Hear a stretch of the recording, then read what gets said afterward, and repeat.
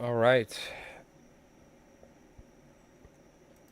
Let me see here. I'm going to put my noise suppression on. There we go. Because I'm running my fan in the background. I hope everyone's doing well. Appreciate everyone tuning in. Let's close this up. We got that up. Bada bing, bada boom. Swap on over. Get the camera set up here. How's everybody doing? Bujika, thank you so much, by the way, my friend. 51 months of support on Twitch. Give it up. Round of applause. That's right. Thank you, my friend. Appreciate that. Sorry to hear you're not feeling good, though. You're sick as a dog, you said. So hopefully you get better soon, my friend. Appreciate that. And yes, hop on in the Friday Fly giveaway. Unfortunately, you got to be watching on Twitch to take part on the marble race and the giveaways and stuff. But what's up to everybody on YouTube as well? I hope everyone's doing well. We're going to be tying some Albie flies tonight because we have our what do you call it? It's Albie season officially. The fish have shown up, and there's a lot of, apparently, well, they've just showed up sparsely here and there, but I'm assuming any day now, so it might be time to start driving over to the inlet at sunrise and go fishing for a couple hours. And Rev coming in with the 4 months on YouTube. Thank you, my friend, for the membership. Give it up. Round of applause. My good friend Rev. You ever buy that Kankalon? No, not yet, Jay. No, not yet. I've been focusing purely on getting as many flies, and you can see what I've been working on. I'll show you here. We got tons of Mickelsons here. We got surf candies, more Mickelsons. I got bags of Albie hose behind me. I got to go drop all this stuff off, so. But I got to get some eventually. But how you doing, Jay? We're in Albie mode, so I still have yet to go Albie fishing. So I'm trying to hop on one of my buddy's boats. We are going to be using the hot glue gun today, though. So I am going to be plugging this sucker in, heating it up. By the way, appreciate everybody tuning in. Hope everyone's doing well. Happy Friday.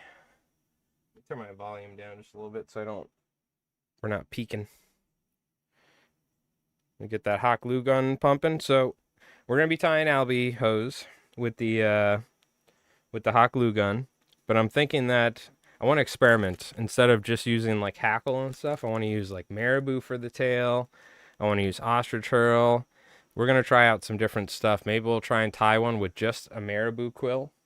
Like instead of feathers, like lay the marabou quill into the hot glue. So we'll see. I don't know. We might get a little crazy today, but I want to experiment with the hot glue gun and see what we can come up with. Maybe come up with a new take on a classic fly. You know. Speaking of which, title of our most recent video on YouTube. Go check it out. The Flex Candy. If you want a good, it's like 20 minutes long. If you want an in-depth video on how to crank one of those out. Came out pretty good, so I'm editing the next one, which I already have recorded and everything, which is the Easy Body Candy. I actually have the fly right here that we tied for it. This one right here.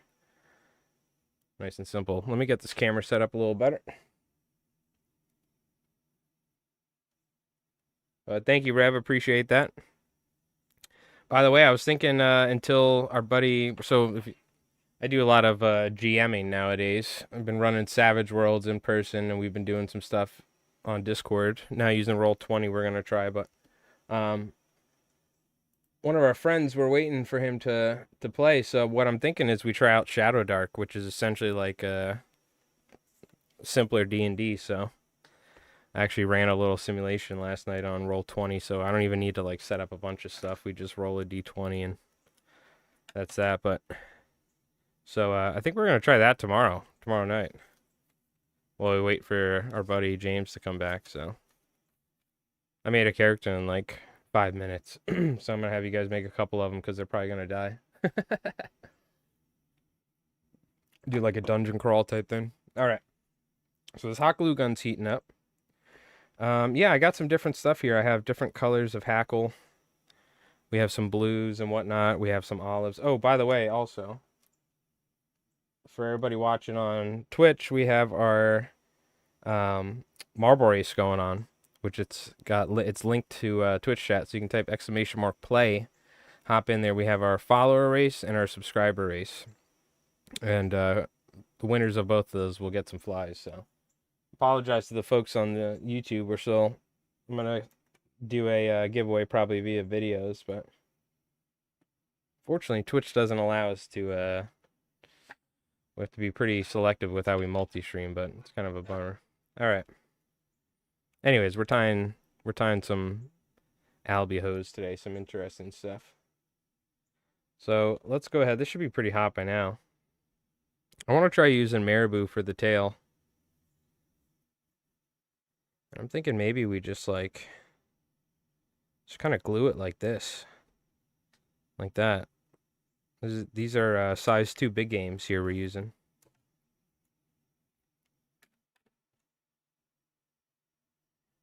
Put a little dab there. I'm going to get hot glue all over my hands, but that's all right.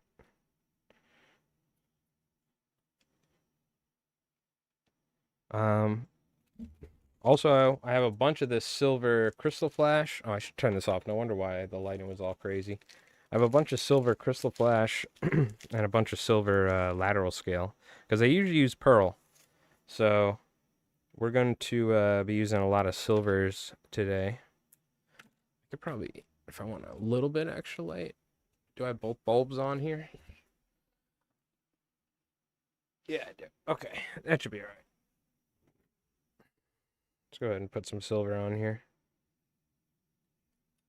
If I feel like I need a little bit more light, but I don't want it to wash out. So what I'm going to do is something like that. There we go. Okay.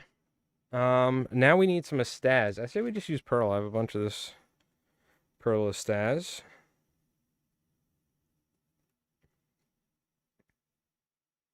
So yeah, !play over on Twitch if you want to hop in. We are doing our subscriber one. What do you call it? Last, and then we'll do the follower one first. How about that? I like to mix it up. Throw people off their game. They're trying to play the system. You caught me. But yeah, we'll do the follower one first. How about that? All right. Let's go ahead and so we're gonna put feathers over these. I have some of these. I actually found some leftovers, some really nice. What do you call it? Some really nice of these smaller American roosters. The whiting hackle.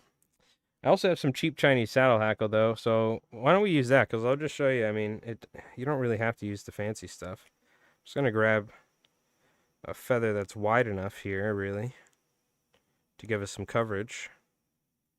These are older ones that I've had that I just like shoved in a box somewhere, so these are kind of like the, I picked all the good feathers off already for commercial tying, and now it's like just junk. But they're perfectly fine for fishing, so I gotta keep all the good stuff for the commercial tying. Hey, Tony, what's up? How you doing? We'll go ahead and kind of pull these off around the right size that I was thinking. So this is how this is going to work. Just like normal, we're going to lay a bead of hot glue. We want to make sure we lay it on the sides here onto that marabou. It's pretty important because we want to give that marabou some stiffness, like a stem to the tail end coming off the back of the fly. So that way we don't have it fouling. Lifley ahi lifley cause. Lifley ahi lifley cause. That's right. Hey, Brew. Thank you, my friend. Give it up. Brew on Twitch. Long time. 56 months. Thank you, my friend. I hope you're doing well. So I think the only thing that we're missing is I have to ship out Bananas and Joe's flies. Everything else we're caught up on, so we're going to tie Joe F's Mullet Marauder. He requested, so We're gonna tie that tonight, and then we gotta ship out bananas stuff to Canada, which I forgot. It's our second international thing. So, but thank you, Brew. I hope you're doing well, my friend. How's everything going? How you been? How you been? I saw a Craggerroll today posted. He's going up to the Salmon River. He's going. Apparently, the salmon showed up, so he's going to do some fly fishing up there. And I think Gabe was saying he's going up soon too. So that's cool. I've not been up to the Salmon River during salmon fishing. I've heard it's like crazy. It's like the river's fully loaded. People are going nuts. It's kind of like what Montauk used to be like when I was a kid growing up. So I've only gone during when it's extremely cold out, gone for steelhead, but I would like to go back, catch some more steelhead. Learn how to tie some hollow flatwings, need some better hackle. Yeah, look for these where you've seen it before. What is it, the Ewing or not the Ewing? Those cheap what's the name of it? Hairline dubbing flatwing packs or whatever. You know what I mean? In the pastels. You should be able to find those. Or I'll show you the other one that I got. They're not like it's not like the cheapest or the best hackle in the world, but they work. They're good though. I mean, it's good enough for this sort of stuff. I use it for commercial because it's easy to get. The Ewing Grizzly, or not the Ewing Grizzly. This can't be right. This is the same packs though, so it's these Ewing packs or whatever, I think, if I'm not wrong. This sort of stuff. There's like a flatwing hackle you can get. And my local fly shop sells. That's I'm assuming pretty readily available from Hairline, I think. To go back to construction, been fishing Stampede Reservoir. Gotcha. Or kokanee or something. Oh, is that a type of salmon over there? Like a stock salmon or something? We need some eyes. So what sort of eyes are we throwing on here? Hey, let's go with these suckers. These are the 3/16 of an inch stick-on eyes from saltwaterflies.com.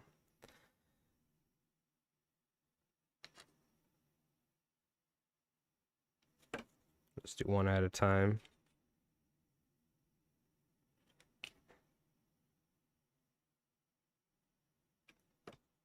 Yeah, I don't know why. Ever since I started really banging these out commercially, they're one of my favorite flies to fish. Once I got, essentially, I became the master of the hot glue gun. It's like an art form, honestly. I got so comfortable with it. Now I love tying albihos. Albihos. So we're gonna move this around. I'm trying to be a little bit more YouTube friendly. They don't like the original name. Landlocked salmon, yeah.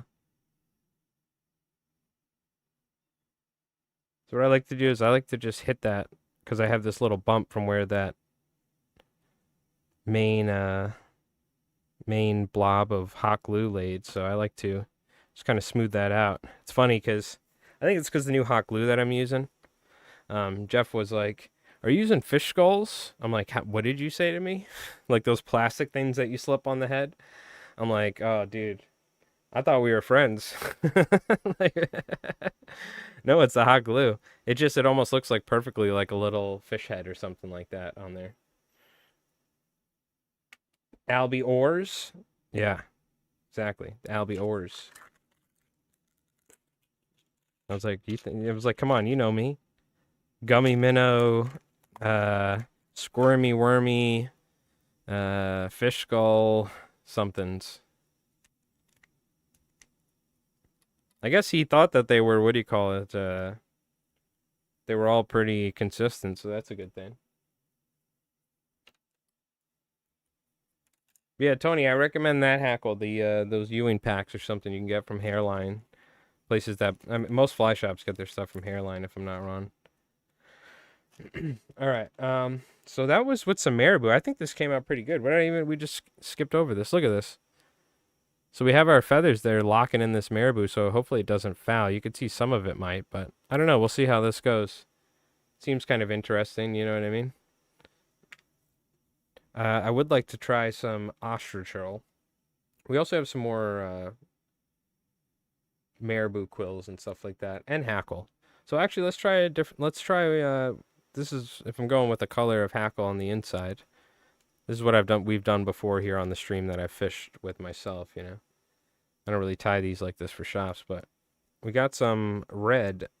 I like tying red on the inside for that classic red and white color. And then we go with white on the outside.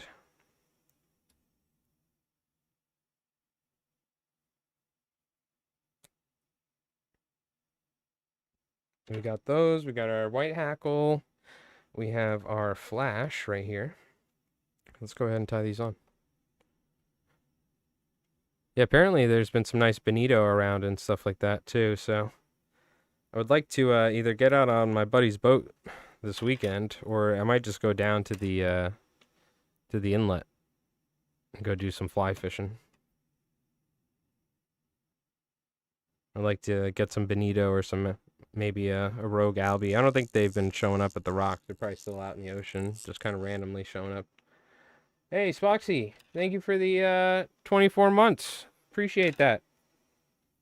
Let me lower this a little. Let's get a round of applause.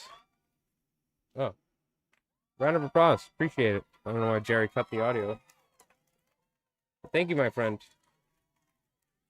I hope you're doing well. Appreciate you. Don't forget, hop on in there, !play. We got our follower giveaway for a send sub one. But how you doing, Spoxy? Did lose the Lawrence fish finder. Valuable lesson. How'd you lose your Lawrence fish finder? Nah, it's all right. We haven't done much fishing here ourselves, but we're about to, hopefully. What happened, Bujika? Did you is this on your drift boat or something? Or whatever boat you have, your powered boat? You took it off and then it was just gone or something, or did it fall off the boat or something?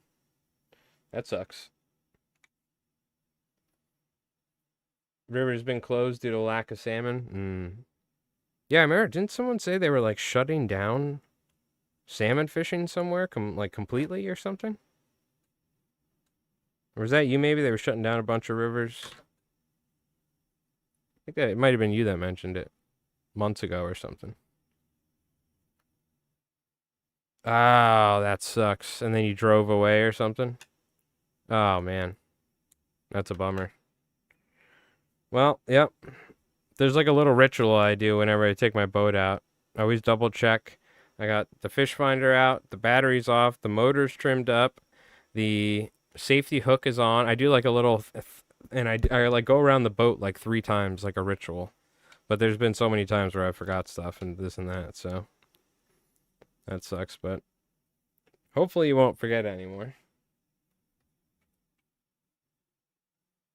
Let's get another hot glue stick in here. We got to reload.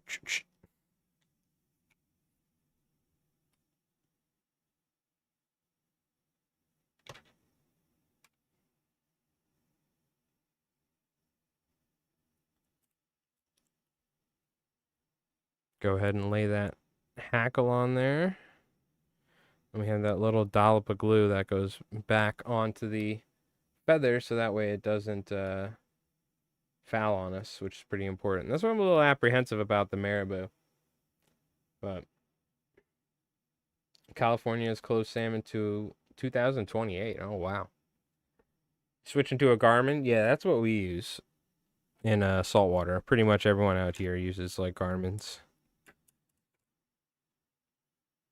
I like Garmin's personally because that's pretty much all I've ever used, and they're just pretty intuitive and seem to work great. The side view scan stuff works amazing. We were side view marking a tuna. It was crazy. And a whale. Like you could see the fluke on the tail of the whale on the side view. It was so cool. On AC Fishing's boat.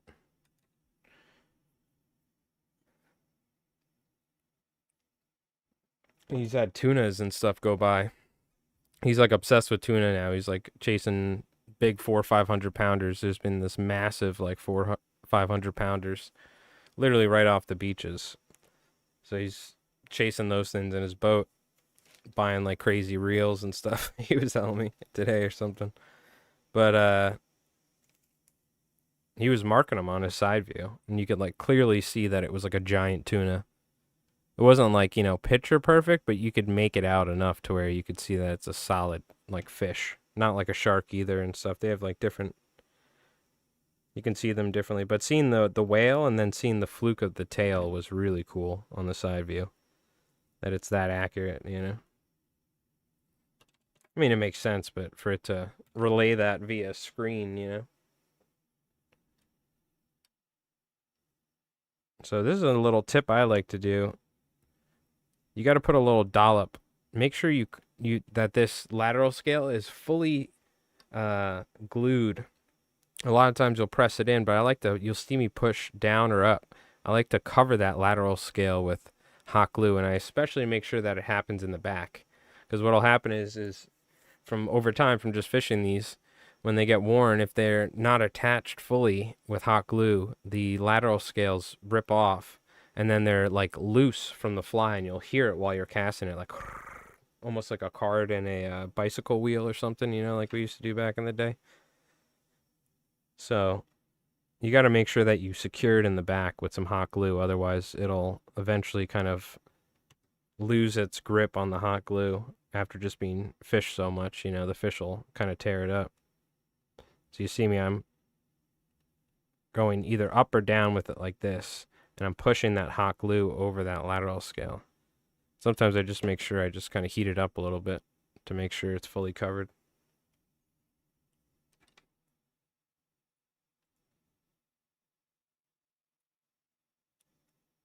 I gotta get another pair of Fiskars. These bad boys are long done. The best scissors in the world. Go to like an Ace Hardware store or something. Made in the USA too, baby. I don't even think these yeah, these still have the thing, yeah. Fiskars. Great scissors. I gotta get another pair. I don't know why. I just was like at an Eckerd's and bought this cheap scissors. But I gotta say, these ain't bad either. I've done some serious like deer hair trimming and stuff. That's where something like this ain't bad. But I gotta get me another fine tip pair of Fiskars. They're so good. You could drop them. You can cut through metal and stuff with them. They last for so long. These things are like actually pretty old.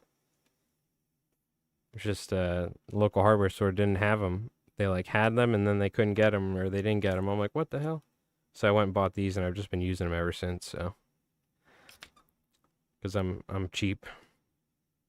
Give me a pair of scissors, I'll use them. As long as they don't hurt my hands after tying for 10 hours. They're comfortable, I'll use them. May not be ideal, but what size is the lateral scale? This is the normal, like the regular lateral scale, I believe. Yeah, just the regular lateral scale. There is a smaller version I'll show you that I use. There's like multiple sizes. This is again regular. Where's the other one? Don't know where that one is, but there's also one that's the next step smaller than this. This just says lateral scale from Hedron or Waspy or whatever. Yeah, from Hedron. There's another one that's smaller than this. That's like probably half the thickness, I would say, which is really good for like size 4 and under. And then there's one that's even way smaller. That's like literally an eighth of the size of this, like width of thickness. Let me see. I don't know where that. It has to be in here. I'll show you because there's multiple sizes. Yeah. Here we go. This one is the 1/32 lateral scale. This is the smallest I would go if you're using it on the side, and I only use this for. You'll see the difference here in size. I only use this for the size like 4 Albie hose and stuff like that. Then there's even a smaller one, which I could probably even just find real quick. This is a good learning lesson because there are different size lateral scales. There's an even smaller one, and I'll use this straight up as the flash for a tail. but it's too small to necessarily use on the side of a fly, unless you're probably tying like some weird little teeny trout fly. Yeah, here we go. This you can use for like straight up tail material. What size is this? Does it say?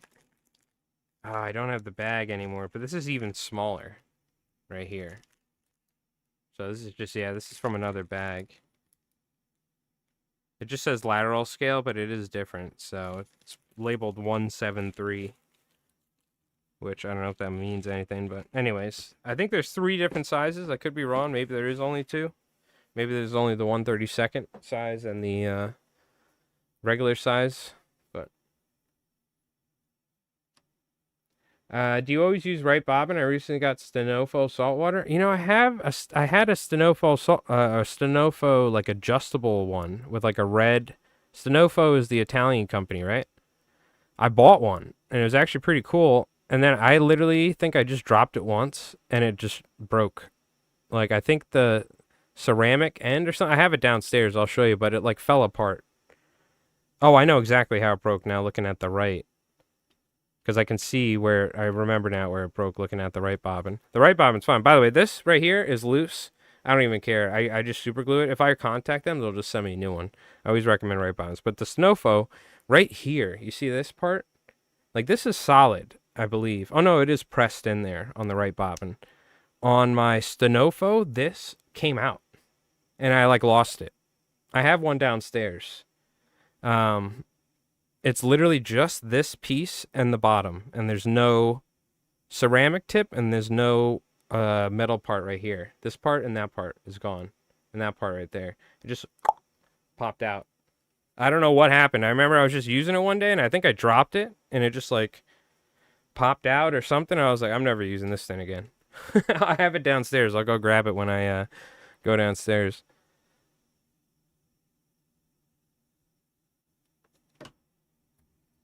They got a new bobbin out. Who's that? Stenofo or right? You got the blue one? Yeah, this was the red one or something like that. And it was really nice. I just don't know what happened. I think it just fell apart on me. It could have been my fault, but I think I just like dropped it or something, which is like every time I ever do something with fly tying stuff, I drop it. Also, Doc, how's it going, dude?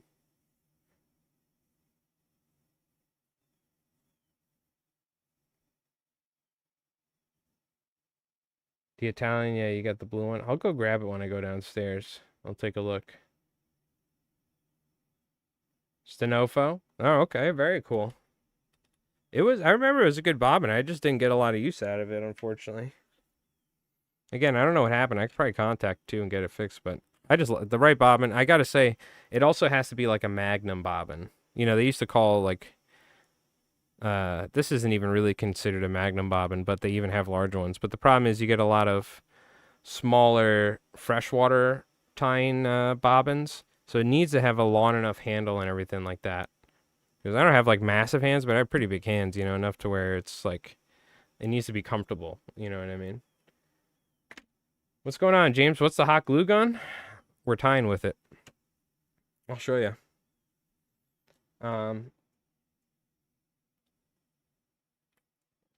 Yeah, this is I believe his name is Rich Regan or something like that. Richard Regan. Long Island guy who came up with this fly. And I think it was the first time I saw somebody use a hot glue gun, personally, but I think there may have been other people before, but you can tie it with like UV resin and stuff, but it does add some weight to the fly. It also adds stiffness to the feathers and stuff like that, and it adds durability, so it probably would change the way that it actually fishes, because my buddy has tied some with UV resin. So personally, I like them with the hot glue, but I'll show you here. So let's grab some feathers. Let's go with tan. This is kind of like a more appropriate color. Whoa, a real G. There he is. I think I was asking about you not too long ago. Artie, how you been, brother? Shit, long time no see. Oop, I just cursed. Now I'm on YouTube as well. I try to be a little bit more family friendly. But yo, what's up, brother? How you been? I hope everything's going well. Do you still got the? I think you still got it, right? I think I saw not too long ago or something. Your G35. But how you doing, man? I hope everything's going well.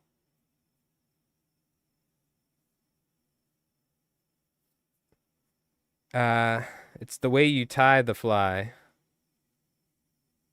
True. I don't. I'm like trying to remember what that was in reference for, but all right. But how you been, Artie? I hope everything's been well, dude. Long time no see. It's good seeing you again. So a little dab of hot glue there. And what that's going to do is that's just going to help secure this. We also, tie with our thread. We're not just gluing it to the hook shank.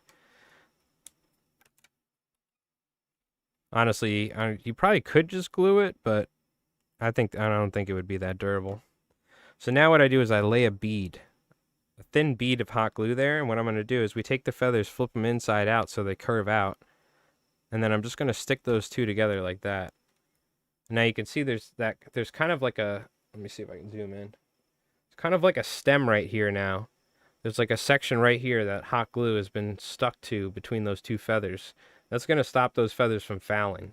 Because when we're fishing out in like Montauk, and it's like 20, 30 miles per hour blowing, and we just took the boat out from like 50-minute drive to Montauk from where we are on Long Island, from the canals and stuff. You got to make sure that maybe you only have one opportunity that day to get your fly in front of an albie. So you got to make sure, I mean, more than likely you have more than that if you're going out to Montauk, but you want to make sure that you don't want these flies to foul, right? So that's one of the nice things about these. Surf candies, for the most part, too, they're going to be fine. Mickelson's, for the most part, as well, but anything we can do to help make sure the fly doesn't foul, and it's more, this is what a guide once told me, whether flies are serviceable, meaning that they don't foul, that you can fish them, you don't have to worry about it as a guide. That's just a term somebody said. But a few bonito turned up north, and a West Coast guy from the shore catching them. We think about heading up. Hell yeah, let's go catch some bonito at the same time, Doc. That's awesome, dude. Bonito in Ireland from the shore. Get those surf candies out, and also get some hoagie jigs or something, right? But and vacation in España, Spain. Great to see you. I hope you're doing well. Oh man, international star, huh? Oh, good. Well, I'm glad you're doing well, dude. Hopefully you're having an awesome vacay. And thanks for tuning in, Artie. Appreciate it, my friend. Glad everything's going well. Yeah, there's been actually some nice bonito that are starting to get caught now. For years, it was always bonito that were literally like that big. It was almost like not even worth catching them, you know what I mean? It was fun, but then it was like you were catching snapper bluefish. But now there's bonito that are showing up that are like, a pound or two, 3 pounds, which is like, okay, now we're getting closer to like albie size territory, like smaller albies, to where you're pretty much, I think it's worth it going around chasing some bonito, but most of them are pretty small, but there's some larger ones showing up. I saw the Fisherman magazine, somebody posted there was like a nice one that was caught, so hopefully what that means is like, because it wasn't until just like I remember when I first started albie fishing, people were like, oh, the bonito have just been showing up again. You'd start seeing these like teeny bonito thrashing around. People would think they were albies all the time showing up, but because what happened, apparently there was bonito in the 90s, then the albies showed up. I don't know if the bonito got overfished or the albies outcompeted them, but you really just had mostly false albacore around. And up in Massachusetts, you had some healthy bonito fishing, but out here, you would never see anybody catch a bonito. Nowadays, it's coming back. Like, we're seeing all these smaller bonitos. So I'm hoping what that means is there's like a resurgence. We're going to start seeing more larger bonito. Because personally, I love albies, but bonito have always been cooler to me because they've always been so elusive. And they're also like essentially the same fish. They're different. I think bonito are actually more like a proper tuna type fish than albies are. Albies are more related to mackerel. But they're really cool fish. I love the coloration and the stripes on bonito, so I'm down to have both bonito and albies, of course. But I would love to catch like a decent sized bonito. You know what I mean? Like a proper, like 3, 4, 5 pound bonito. I'd be happy about. Which is like your, 4 or 5 pound albies, kind of like your standard size a lot of times, right around there. Big enough to get your reel screaming and go into your backing a couple times.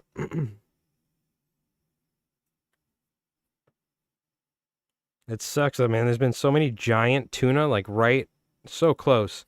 They're just too big for the fly rod. I thought about it too, because we have 700 meters of backing on my offshore blue water fly rod setup. So I was like thinking about it, but I've talked to people. They say you do not want to hook a tuna, like a real tuna, like a bluefin, over 100 or 120 pounds on the fly rod, because it's literally just like it's almost undoable. You can do it, but it's just going to be so unfun. So like a 400 or 500 pound tuna, which is the ones that Aiden's been hooking.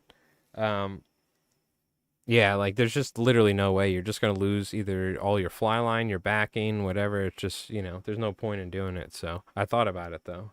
I was like, man, this rod, I feel like it would probably take like a day, but you could do it. I was like starting to trick myself into thinking that I should try and hook a giant bluefin with my fly rod.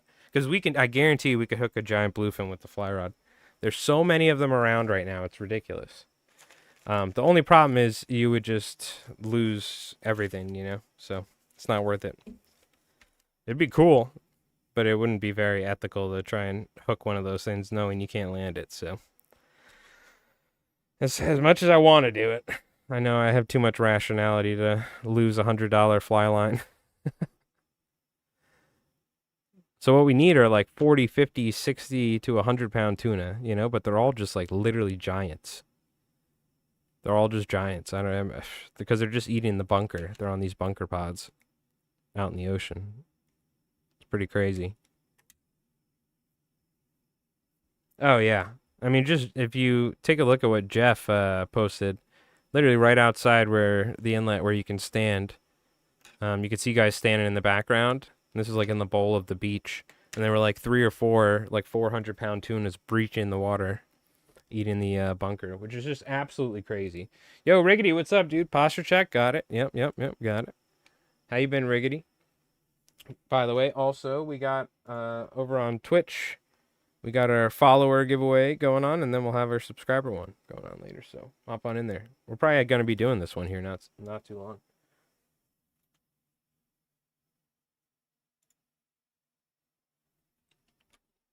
But yeah, it's pretty nuts. There's been some giants, so it's unfortunate. I mean, it's awesome. I love seeing that, but I want to see smaller ones so I can catch some. You know what I mean? Like, show me some 80-pound tuna. That would be a blast on the fly rod. And this is even on like a 13, 14 weight. You know what I mean? It's almost like too big. That's almost like the rod that you would need for it's almost like specifically for big sharks and marlin, which is what I bought it for. I bought it for big sharks. And if I ever go to like Costa Rica or something, I have a proper setup. Somewhere where you could chase some billfish on the fly. So really it's pretty much just like a big shark rod, which we kind of need if we go for like big blue sharks or makos or something, so or whatever out in the deep. So this is your traditional albiho right here. I forgot who asked about this. Oh, James. Yeah, so you can see we've used hot glue to help secure the material to the hook, right?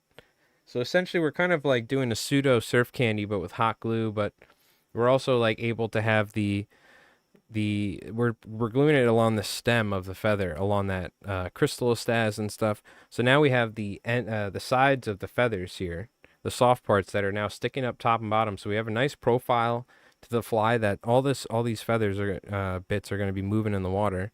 And then we have our lateral scale with the hot glue. Lay a strip of hot glue on the side and lay down our flash on the side and lock it down in the back. That gives us a nice lateral scale to give us like essentially a realistic look to a baitfish fly where they have that lateral scale built in like a silver side or like an anchovy. And then up front, we took the hot glue and we secured our eyes. And then we also put hot glue on there and then shaped it. And so we essentially got around using UV resin and stuff like that. We've used hot glue. It does add a little bit of weight to the fly, which is actually not the worst thing because it does let it sink a little bit faster and stuff like that.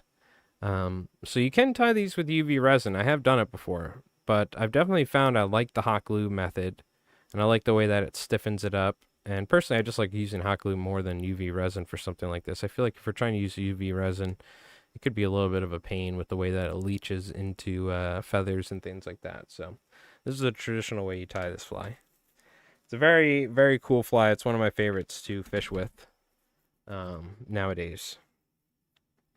So let's tie one more. This time we'll use that marabou, and then we'll do our first marble race here. We'll do our follower one. After that, we'll set it up for the sub race. Yo, Supra, how you been, Supra? I hope you're doing well, dude.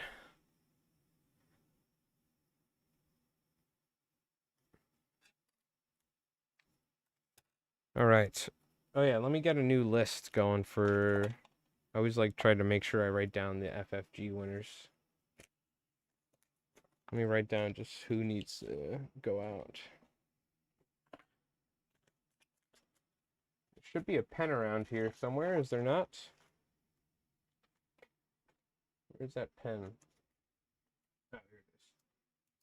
So we got Banana Joe. We got to do that Mullet Marauder. And then, boom. We're going to do follower dash and then sub dash for August. Write that down. So we know. There have been times that I forgot and I had to go back and look.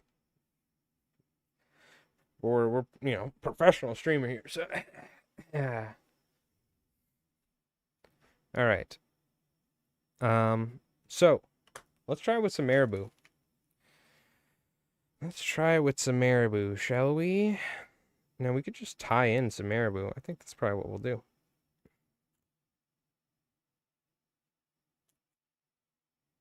Big marabou tail here.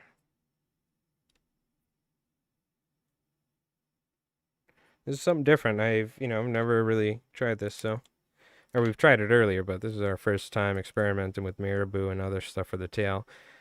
After this, we'll do our first marble race, follower race, and then we'll take a quick little break, go grab another drink. After that, I want to try out some ostrich hurl and things like that. So, got hurt in the beginning of June, finally feeling better. Hope everything good for you and chat. Oh man, I'm sorry to hear that. Hopefully it wasn't too serious, but I'm glad to hear that you're feeling better at least. You're recovering, so I'm sorry to hear that. Hopefully that's behind you now. Wasn't too painful for you. Dude, it's one problem with working with marabou. Now I got loose marabou feathers flying around like they're mage hands or something. Alright. Go a little bit of flash there. Yeah, I think one thing we could do is just to kind of help consolidate the... I'm just going to go ahead and do a little I'm going to lock it down top and bottom.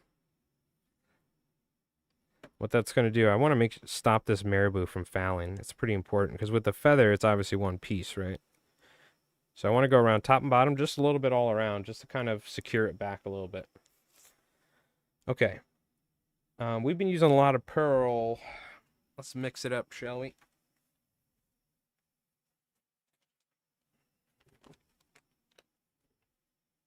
Let's go ahead.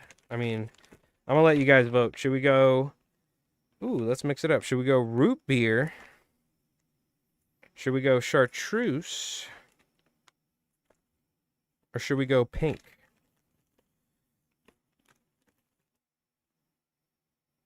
We're probably just going to go with white feathers on the outside. Going with marabou here. We could go with something on the outside, but I usually like going white on the outside at least. But what do you think? Pink, root beer, or chartreuse? What do you think we should use? Old injuries remind me sometimes, not young anymore. Oh man, I'm early, starting to approach somewhat mid-30s. But yeah, tell me about it. I got to be careful nowadays. You know about me and my back, but man, whew. Takes a while to recover nowadays. Pink is the hot hand for the kokanee salmon. Okay.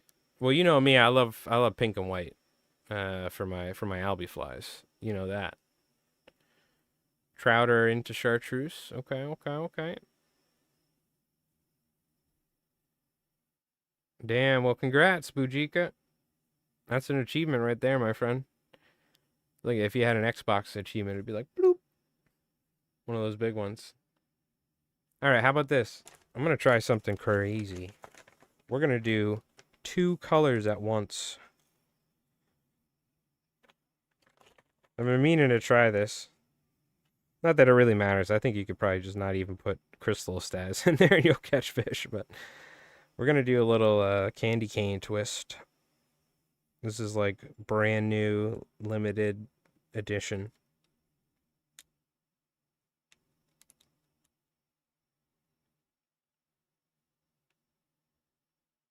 And these are the thinner ones, so it shouldn't be too floofy, but let's see. Hey, that came out not too bad. We have the chartreuse blended with the pink. It's a little thick, but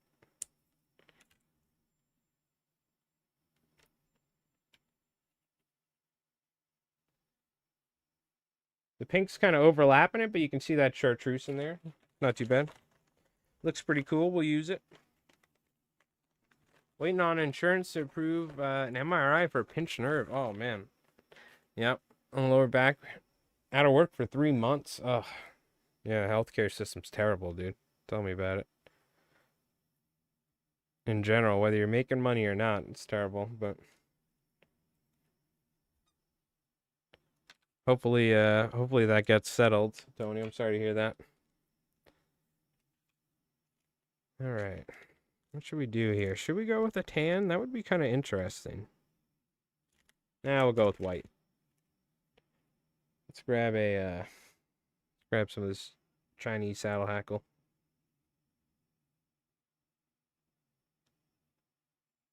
Grab one of these. And one of those. Yeah, that should work. These little ones are kind of great. They also make great deceiver hackle. This one, but something like this works pretty good.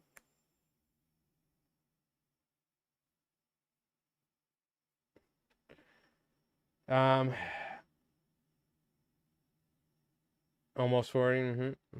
Yeah, Bujika said he turned 50. Yeah. I tell you what, my back feels like it's 50 after razor clam season, that's for sure. I need to reconsider that option. I do not want to know it's going to be like when I'm 50. You know what I mean? It's going to be pretty bad. All right, let's go ahead and lock that down. With that marabou off the back. Well, that's good. We're all getting old and we're all getting hurt. I mean, it's not good, but that's one thing we all got in common. Our bones hurt. Mm-hmm. Sounds about right.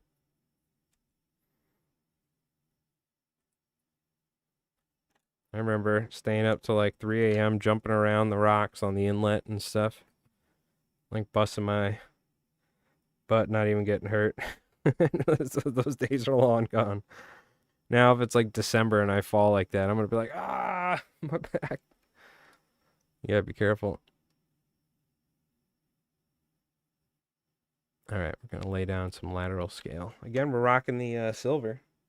Silver is looking nice. I never use it a lot. I always use the pearl for commercials, so you'll see me a lot of times fishing with silver because I have a good amount of it and I never use it other than for myself. So sometimes people order silver lateral scale on these, and I will tie it like that then. But I kind of like this with the marabou, honestly, out the back. It does like kind of got a little tight down here because specifically I applied that hot glue. Kind of 360 around as a light barrier to stop this marabou from fouling just in case, but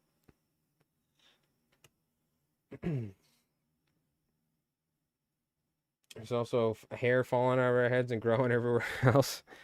I'm not gonna lie. My father's Turkish, right? So it like my chest is unbelievably, it's like a jungle. Like, you know, you would like if I was like a smart like young man who was like out there dating and stuff, I'd probably shave it, but I just let it run wild, and it's like a enchanted forest or something like that. My chest, it's getting out of control. It's the like Turkish chest hair is like coming full circle. It's taking over. I don't even think about saving my chest or anything. I'm not big on like I'm not big on that sort of stuff as a guy, but like some of my buddies like work out and so like shaving their chest and stuff. I'm always making fun of them. Meanwhile, they're you know doing a lot better than me, we'll say. But but even I was like, God damn, dude, my chest hair is getting out of control right now. Damn thing's got a mind of its own. It's that Turkish genetics.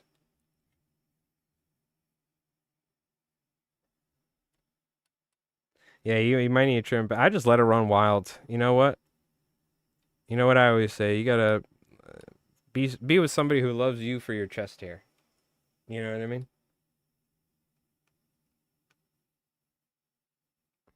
But oh, good.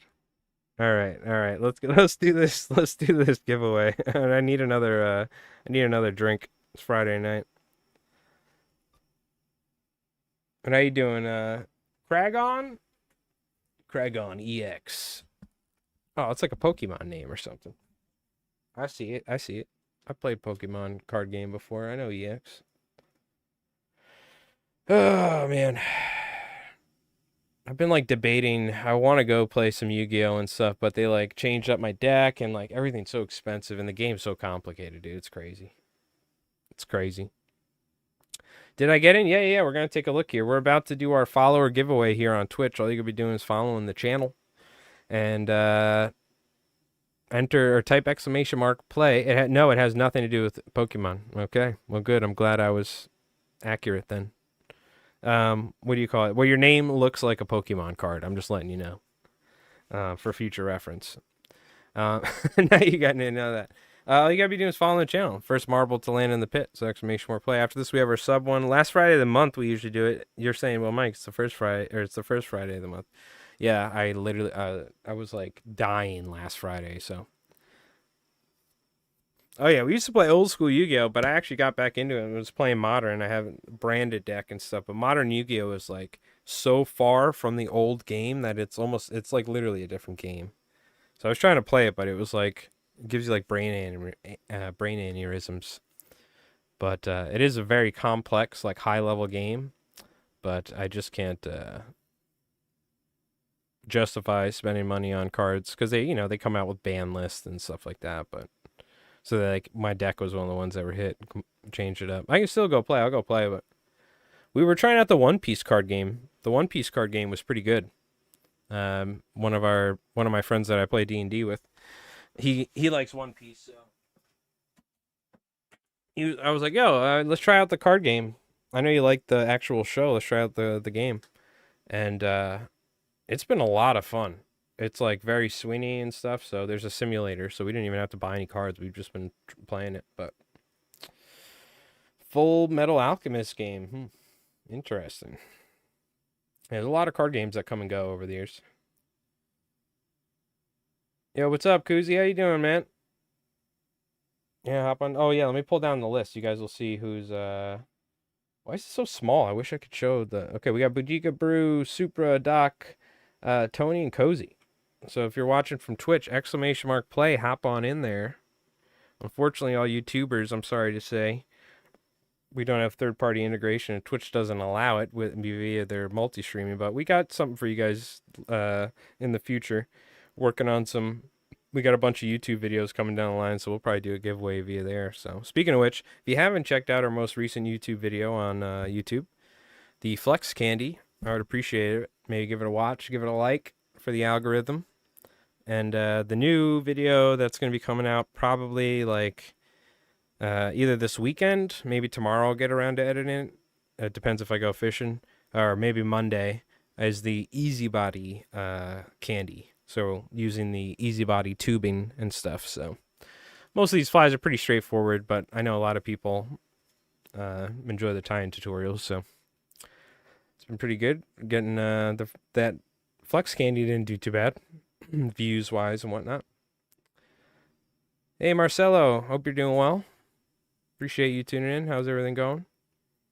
Yeah, I used the SolarRes Flex for that, Tony. So I don't know if there's a cheap alternative to Flex. Maybe there is. I know we were talking about the cheaper Amazon and these like Chinese cheap versions of UV that a lot of people are claiming are really good. So we might need to try that. But any advice on buying a skiff? I'm looking into getting one. My buddy has a Hughes 18-foot. And it's apparently like one of the best skiff boats, one of the best flat skiffs. So if you're looking for a flat skiff, Hughes is great. Obviously, you got Hell's Bay and all sorts of stuff. I'm not too familiar with flats boats in general, but I can say my buddy's Hughes 18-foot is so nice. That's what he's using to go fishing out in the ocean and stuff. So I got a 21-foot Steiger, which is a great boat, but yeah, oh dude, we take that thing out to Montauk and stuff. That thing rides so well. He had a 21 before, and that was a really nice boat too. It was a Sportsman. But it was more of like the sort of boat that you fish with down in Florida when you're like you got a trolling motor on the front, you're fishing the bays for like speckled trout. It wasn't really like, it was like it wanted to be a bay boat, but it wanted to be in the ocean. So now he's just got a straight up flat skiff. So he can just go fish in the flats during the summer. But it's still a good enough boat to fish in the ocean. There's obviously limitations. There's times where but Jeff's crazy. Jeff goes out and then he'll just be stuck out there because the waves are so bad. He'll have to wait or something. Like he sends that boat and some stuff. So there's times where I go fishing with Jeff and I'm like hanging on for dear life. Like, are we gonna die? like, are you sure you want to go do this right now in the flat skiff? All right. And then I see Albies and I'm like, go, go, go. Who cares? You got life vests, right? I was looking at beaver tail or even a micro skiff. Oh yeah, so the News. I've looked into News. I was thinking about it, but it's not really a thing for up north. It's more of like a really still water, like backcountry Florida thing. But yeah, for lakes and stuff. Look into News. Yeah, they're like micro skiffs that are like canoes, but like skiffs almost. They're pretty interesting. So, all right. Let's go ahead and get this marble race going, shall we? Let's start it up. I'm still paying for Epidemic Sound, so you damn right we're going to be using Epidemic Sound. We're going to be using our marble playlist. Oh, damn, hold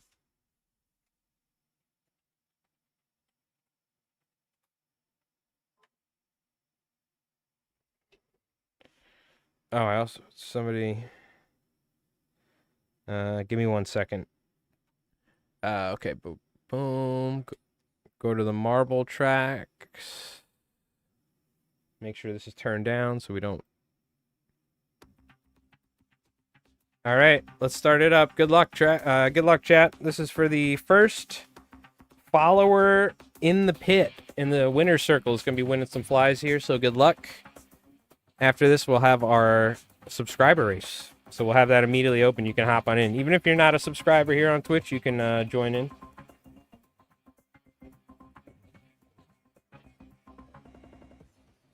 So really, whatever marble lands here first is going to be winning some flies. Let's see, we got Cozy in the lead, Supra. After this, we're going to be tying some more flies with the hot glue gun, by the way. We do need to tie a mullet marauder today as well for Joe. Your skip's a kayak? Hell yeah.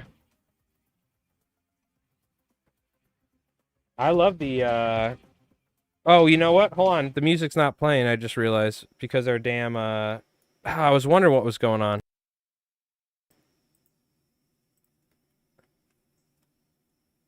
I'm sorry about that. I guarantee it probably sounded weird, right? I had noise suppression on because of my fan.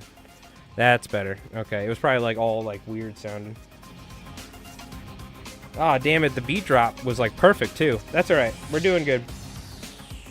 So it looks like we got Bujika in the lead right now. Let me get down a little bit here. You can see we got a lot of boulders. There's a lot of hazards going on here. We got a lot. Oh! Oh! Bojika went way too fast. Flew off. Doc, though, by the way, Doc's cheating. We got to check his PC. He just he just fell off to the next level and landed.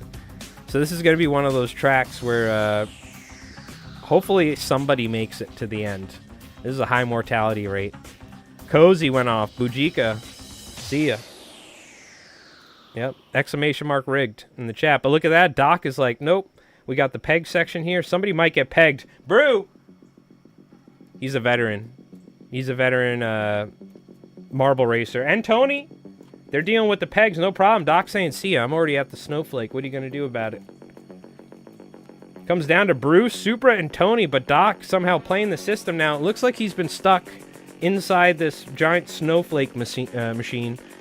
So we'll see if that plays against him. Given that he felt bad, he's given a little bit of time, but at this point, I mean, Doc's looking pretty good. Now, if Doc can just not fly off the track, he's going to win some flies. Oh.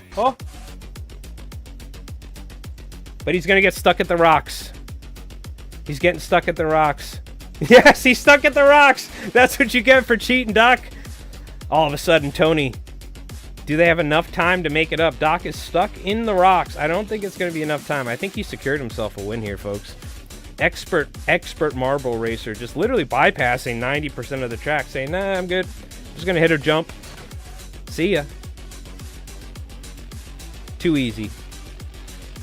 I was really hoping he would get stuck on the rocks and everyone would catch up. But congratulations, Doc. Now, this is for the runner-up. This means nothing other than pure pride and glory. I was really impressed with Brew and Tony dodging the pegs, by the way. But, I mean, what are you going to do? Doc is just, I mean, he's going to go up and catch Benito in Ireland. What are you doing? You know what I mean? How are you going to win against a guy who lives in Ireland catching Benito from shore? That was... Tony, why you make me laugh, bro? Come on. You're supposed to go left. Congratulations, Doc. Give it up. If you want to complain, you can exclamation mark rigged in the chat. That always works. And then we're going to start the next track. And I'm going to leave this open, all right, Jerry? I guess we could play the music for a little bit. We're about to take a break anyway. But congratulations. Let's write down our follower winner is Doc. Congratulations, Doc. Now, Doc is not eligible for the subscriber winner, but... Man, I wonder, we've never kept track. I hope you folks are keeping track of how many times, like, because Doc's been watching now for years. It's got to be, what, like 3 years or something like that? Let me click your name. Or at least subbed for 50 months. I feel like, yeah, you've been watching longer than that, right? What was it, when was it? Yeah, 2020. So Doc's been watching a while, right? I mean, if you join enough marble races, you're going to win. But I'm curious who's won the most. It's got to be either Doc or maybe like, I want to say Jin. Probably Jin. Jin's been watching a really long time. So I think he's won the most. But anyways, we have our subscriber one. So first Twitch sub to land in the marbles going to be winning some flies. But we have more fly time to do. So we're going to leave that open. Now, even if you're not a Twitch Prime or a paid sub, you can feel free to hop on in there. Maybe you can knock, Brew's marble, Bujika's marbles off the track. You know what I mean? There's always there's that possibility as well. So feel free, exclamation mark play, hop on in there. But congratulations, Doc. Expert marble racer. We are going to take a quick little break, though. Oh, let me pull up YouTube. Okay, we're good. We are going to take a quick little break, though. And when we come back, we're going to be tying some more flies with the hot glue gun. And before we get done, we do need to tie one mullet marauder for Joe F. So I have some tails that are pre-made, so we can bang one of those out as well. But again, appreciate everybody hanging out and tuning in on this Friday night. And we're going to be streaming for a little bit longer, so don't go nowhere. We're going to take a quick little break. And of course, now as ever, the video that we play on our quick 2-3 minute hookah lounge breaks, so I can go job less it up and grab another White Claw. What do you call it? That sounded so dumb, but it's true. The video that we play, the Albie highlight, is even more prevalent or even more relevant than it ever is, because now it's Albie season. So it gets me excited every time. We watch it throughout the year. Now it's Albie season. So I can't wait to, you know, just see my backing flying out of the reel again any day now. So I'm excited to go catch some fish. Supra, by the way, give it up for Supra. 27 months with the Prime, my friend. Thank you very much. I hope you're doing well, Supra. Again, sorry that, you know, I'm glad you're feeling better and everything, but hop on in there for the sub race. But thank you for the support, my friend. It's very kind of you. Very kind. The 27 months. All right, we're going to be taking a quick little break. Don't go nowhere. We're going to be tying some more flies, and at the end of the stream, we're going to be doing our sub race, okay? So again, appreciate everybody tuning in. Jerry, chill out with the music. Actually, we have a nice transition. Let's do that, all right? We'll be back in a moment.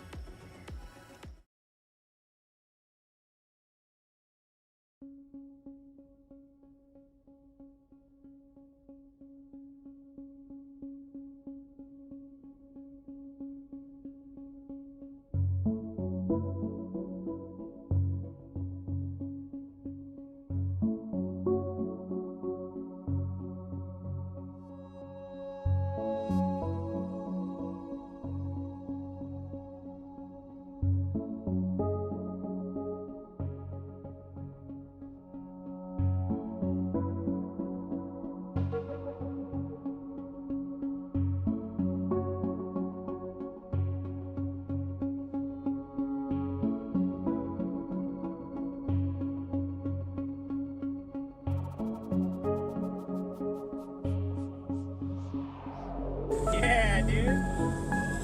Yeah, dude. Stay tight, all right? Yeah, keep it tight. Yeah, dude. Yeah, Aiden. Knuckle buster. Are you good? Do you need me to do anything? Yeah, I might need a ride. Yes. Okay. Hold on, I'm gonna turn now. I'm gonna try and get on the valve. Yeah, get on the valve. All right, you're doing good. Keep doing your thing. I'm gonna move us away.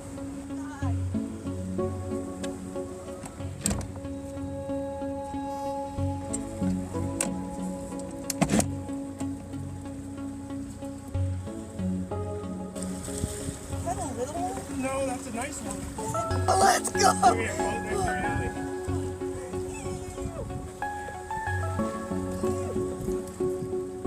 Good job. That's sick.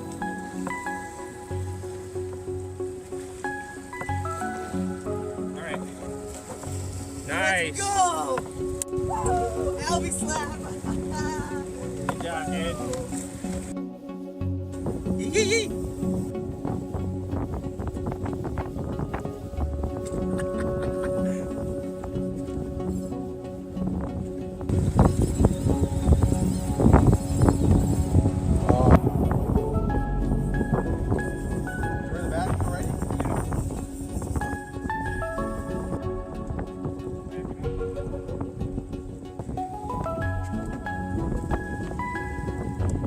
Looking down the barrel of a 12 gauge little tuning, bro. On the Albacore too.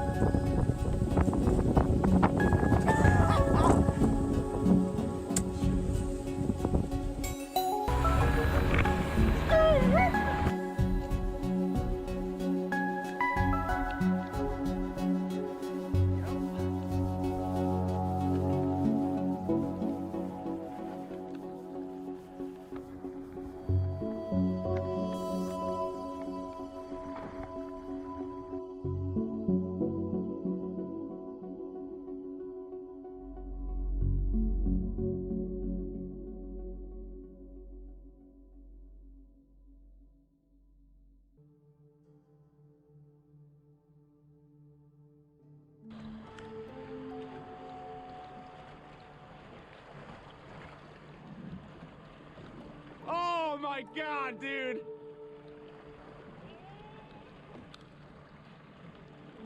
What the fuck?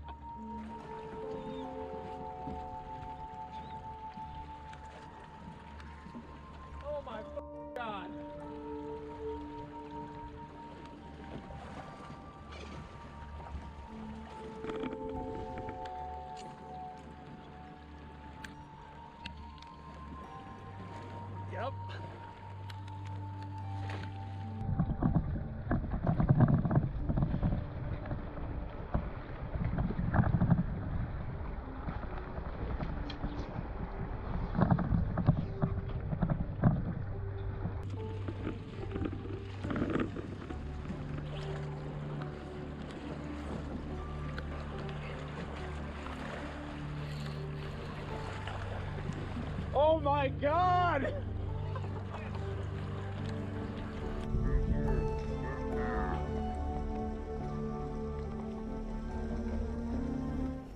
God, that slow motion footage of the albies is like my absolute all-time favorite. It is so good.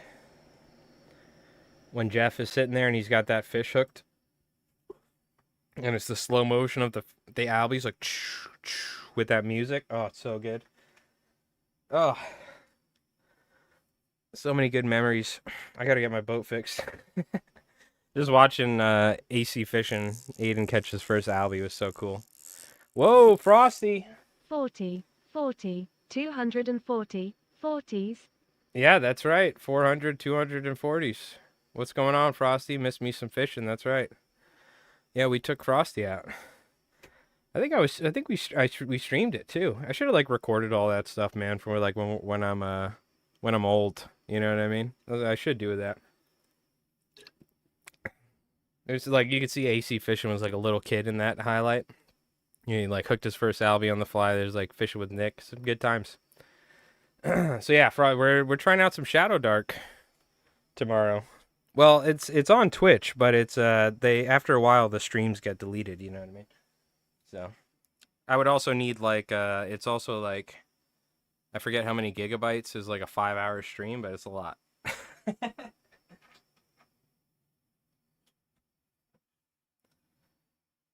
I think in YouTube your live streams stay like forever as part of the YouTube channel, which is pretty cool. Twitch probably doesn't have enough, you know, they obviously got to get rid of them after a while. Man, I'd have hard drives out the wazoo. Most of it would be fishing streams of me not catching anything. All right, let's plug in that hot glue gun. Yeah, I'm whipping these up for some of you folks that are winning, but the Friday Fly giveaway, but also for my fly box, and I told Jeff I'd tie him some as well, so we're gonna split these up. But yeah, we're trying out some Shadow Dark tomorrow. So you ready for some old school? Like, you better start thinking of like a dwarf or somebody, you know, and like coming up with a voice. So we'll wait for James. We're gonna try out a new game system. I have the free rules and everything. So are you gonna be some old wizard? Oh yes. Okay. So let's see. I want to use some ostrich hurl on this fly. I want to use some ostrich hurl for the tail. I think that'll be cool. We'll use some of the chartreuse. I pulled this out earlier. Use some of that. And we've been tying white over everything else. Let's mix it up. Let's go with some colors on the outside as well. I think we'll use tan. I think the tan with the chartreuse could be pretty good. I'll be at the door, Bebe. I'm gonna have you guys make a couple characters because it's the sort of game. It's like old. It's like dangerous D&D where like you could die in one hit. So you got to roll up your points. You might literally get. I made a character yesterday because you can make a character in like 5 minutes, and I made one and it had 1 hit point. So I got 2 additional hit points because of its talent. But you get hit by like 1 goblin and you're dead. So we'll see. It's pretty gritty. It's a pretty gritty fantasy game. It should be fun. I'll have you guys make up a couple characters and then I'll throw you in a dungeon somewhere and we'll see what happens. See if you can survive getting attacked by a single rat.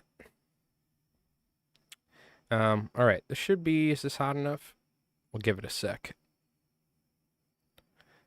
You can kind of force it, but I'd rather.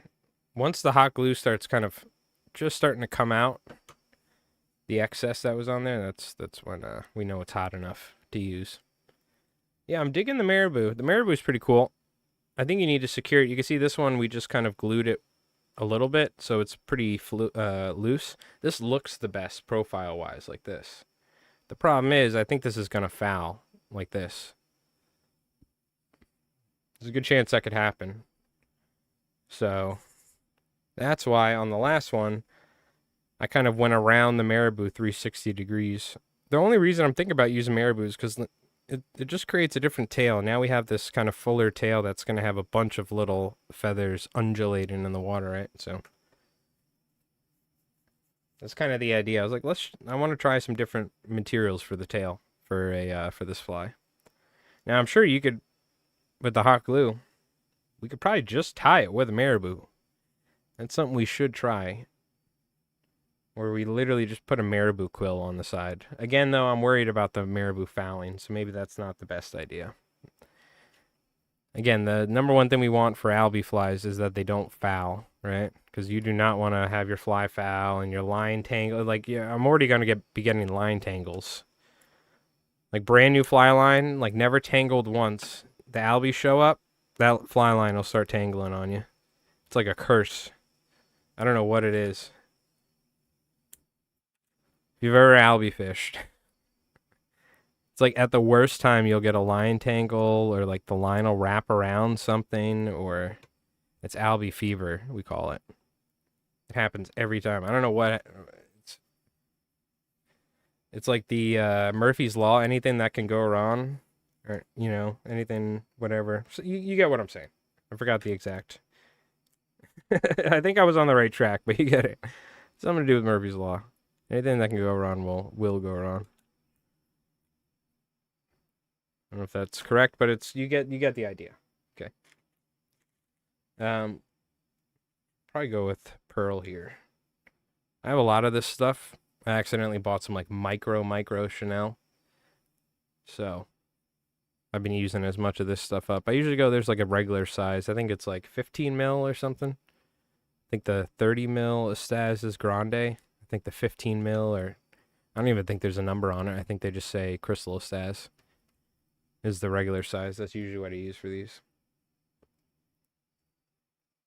Yeah, actually, if you want, after the stream, Frosty, let's make up a couple characters. I'll hop in Discord. It'll take like 2 seconds. Literally, like it'll take a minute or two. If you're down, if you're in Discord, I'll hop in later. All right. Let's these are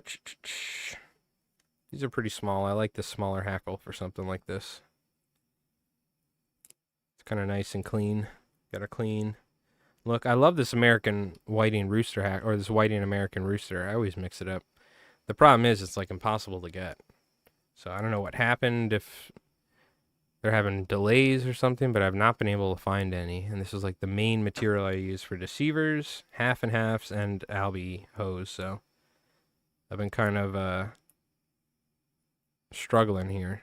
But you can always use Chinese saddle hackle. It's just I really prefer this feather in general. It's got like the perfect width, the perfect, stiffness, the perfect quality. It's unfortunate. It's kind of hard to get. So it'd be nice if whiting could step it up, but it's probably hard to get good quality hackle like this consistent for them raising chickens. Who knows? Maybe they had like a disease or something where it wiped out a bunch of their stock or something. Who knows? I would love to get some more of this though. If you folks ever find where this stuff is in stock in white, I just need it in white. You can get it in grizzly, you can get it in everything. I just need white. If you can find the whiting American rooster hackle in white in stock, you let me know. I usually get it from saltwaterflies.com, but Chris was saying that apparently they're having issues or something like that. I think whiting in general, so with this hackle. All right. Put a lateral scale on there. Chilling so whenever. All right, sounds good. Yeah, we'll be tying a little bit longer. We're going to tie up some more flies with the hot glue gun. Then I think we're going to tie a mullet marauder. Probably do our giveaway after that, so. We'll see. I'm debating. I probably need to get this stuff done, so. And then go drop it off. So I don't think I'm going to go fishing tomorrow morning. Like, the problem is too, these fish are down the second the sun's up.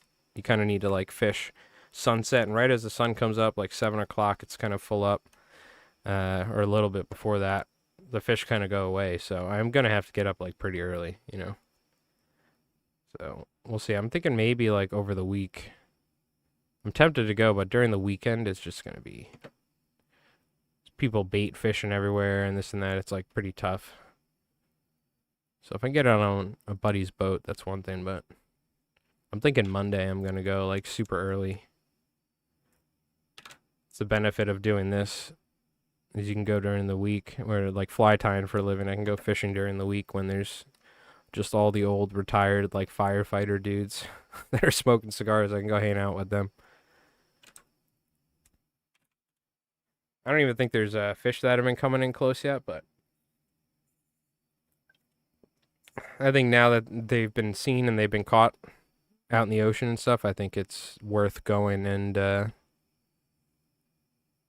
fishing the inlet and stuff, because there's a good chance they could just be like there, swimming by like one or two fish at a time, you know? So it's better. I know there's bonito as well, so you definitely a good chance catching bonito from the rocks. It'd be a lot more deal to have my boat, but you know, it is what it is. You gotta pay them bills first, so. Let's lock these eyes down.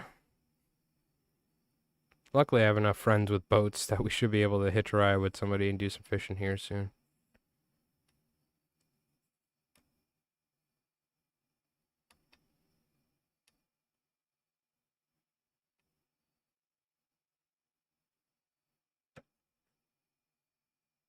Go ahead and push this down slightly, spread it around. I just kind of dab it lightly. You don't want to mess with it too much, but we want to make sure those eyes are fully covered and we have a nice even coverage of that hot glue.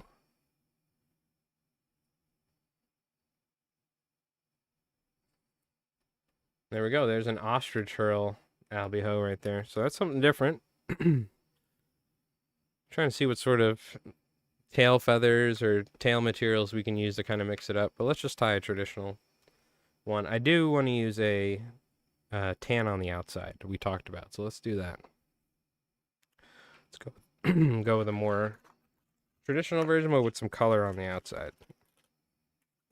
Oh. Or we can get kind of wacky. I think maybe we get a little wacky, actually. Maybe we go orange feathers on to start. Chartreuse astaz. Flip that. And then that is one of the nice things about this being fixed. Sometimes when you get the thread wrapped around your bobbin, you can just flip it over. You see it coming loose sometimes, so that's the downside, but I'm just cheap and using it.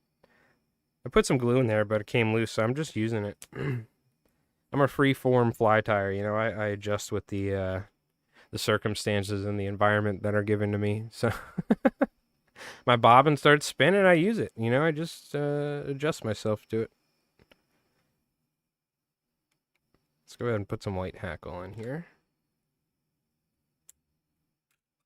It's really, I'm just being lazy. You know it, I know it, we all know it. Again, we lock that down with our little bead. That adds that stiff kind of, you know, stem, if you will, in between the two feathers. It's pretty important so that the hackle doesn't foul. It's a pretty important step, that glue in between the two feathers that goes back a little bit behind the bend of the hook. Go with a crystal. So now I think we're going to double the feathers in the back. We're going to go with some orange hackle, which this we pretty much solely bought with the purpose of tying shark flies, which we've gone through a lot of orange hackle tying shark flies over the years. I don't know what it is, but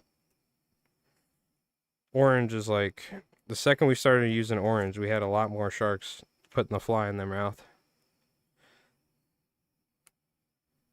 Something about that color they love, and we looked into it. Apparently, statistically, they're like most attracted to the color orange, or they show the most signs of aggression towards it. So I have no idea what that's about, but and then we figured out, why are all the life vests orange? Like, I remember we looked it up on stream. It was like we found like a study where they were saying orange, like sharks showed some of the most aggressive to the color orange. And like every life vest I've ever seen has been like orange. except for some like custom like tubing life vests and stuff, some nice ones. I'm like, why are all life vests for like oceanic boat crossings orange? The most visible, but it's also apparently the color that sharks are most aggressive to. So there you go. I remember we looked it up, but I mean, I don't know how, like, that could have just been one study or something, but because we were figuring out, we were like, man, because we were tying a bunch of shark flies at the time. Oh, I want to use chartreuse instead. We were tying a bunch of shark flies at the time because we were going out on my boat and fly fishing for sharks. And, what do you call it? We were using all sorts of different colors. I was tying with like blues and yellows, and I was tying these giant tube flies. Yellow was pretty good. We figured out yellow is pretty good color. But we started using orange. I started like buying big orange hackle and stuff. You'd see a lot of shark flies in orange. And once I started putting like large amounts of orange in there in the flies, there was something about it, but the sharks just responded so much better to it. They were way more inquisitive with like biting the fly and like testing it out. So after that, I was like, dude, if we're tying a shark fly, there's got to be orange in it in some capacity from there on. How valid that is across the board, I don't know. Like, if you tie all, a bunch of shark flies and then some in orange, are the orange ones going to work better for you? I'm not really certain, but from our findings, it seemed like orange flies work better for sharks locally. So that was pretty cool. Yeah, I think you're in there, Bajuka. You should be good. We're probably going to tie a mullet marauder after this. We've got a nice little selection of albie flies now, in case we go fishing this weekend. Let's go with a little bit of tan here on the outside. Tan, chartreuse, and orange. I kind of like it. It's interesting. I remember we talked about this, some older saltwater fly fishing magazines, like Fly Fishing in Saltwater or whatever. Talking about fishing in New York City, catching albies and striped bass and even small bluefins and stuff in the fall. And they were chartreuse flies with, tan flies with chartreuse. So it was like tan and chartreuse colors. It was like, I've never seen that before. Because, you always use like white and pink or whatever. And they weren't even like the prettiest flies. But they were just chartreuse and tan, and it was like these guides flies. And I was like, you know what? I actually kind of like that color combination a lot. Something about tan and chartreuse. I don't know why. It's just... It like reminds me specifically of like reading that magazine about fishing for albies and stuff in New York. So I've been tying a lot of tan and chartreuse albie stuff this year, just to like see if there's something to that. And again, like size, shape, how you present the fly, that's always going to be way more important than colors. But we all have our like personal preference, so you never know. Maybe this color is going to stick out a little better, especially with that orange in there. Who knows? I still think you're probably just better off with like an all white one, but it's the simpler stuff in life sometimes works the best. But yeah, I think color is more personal preference, so you never know. Sometimes the albies, they might get a little specific. It's probably more just us coming up with that in our heads, but that's all right. I don't mind albie conspiracy theories. That one didn't get secured very good in the back, so I'm just going to lay that down, make sure that doesn't come off. Clean this up here. Now, even if this does get a little messy up there, I have some tools to help that. I have like a cauterizing tool with a wire that I got at the local tackle shop for fly tying. So what I can do is I can clean up if I get any hot glue inside that hook eye. It's actually a really nice tool just in general for tying like surf candies and stuff. For commercial, it's great. I don't know if you necessarily need it. You could always heat up a paper clip or like a bodkin or something. Obviously be careful with the paper clip so you don't burn yourself, but You can always clean that off with like a bodkin that's been heated up and clean out the hook eye, but it is nice to have that little tool. Runs off double A's. It's downstairs, unfortunately. Otherwise, I'd show you, but I think you know what I'm talking about. Caught a creek chub today. Man, I haven't streamed for a little bit. Sorry about that. My voice is already cracking. Caught a creek chub today, but no salmon today. But they're in the river all over. All right. So now, are you like just hooking these things in the mouth, or are they like aggressively swinging out at flies, out of like pure aggression and stuff? I always forget. But hell yeah, dude, going. So you're up at the Salmon River. Very nice. Go catch them up. Are you fishing in the fly fishing section, or what are you doing? Are you fly fishing using eggs or something? How you fishing?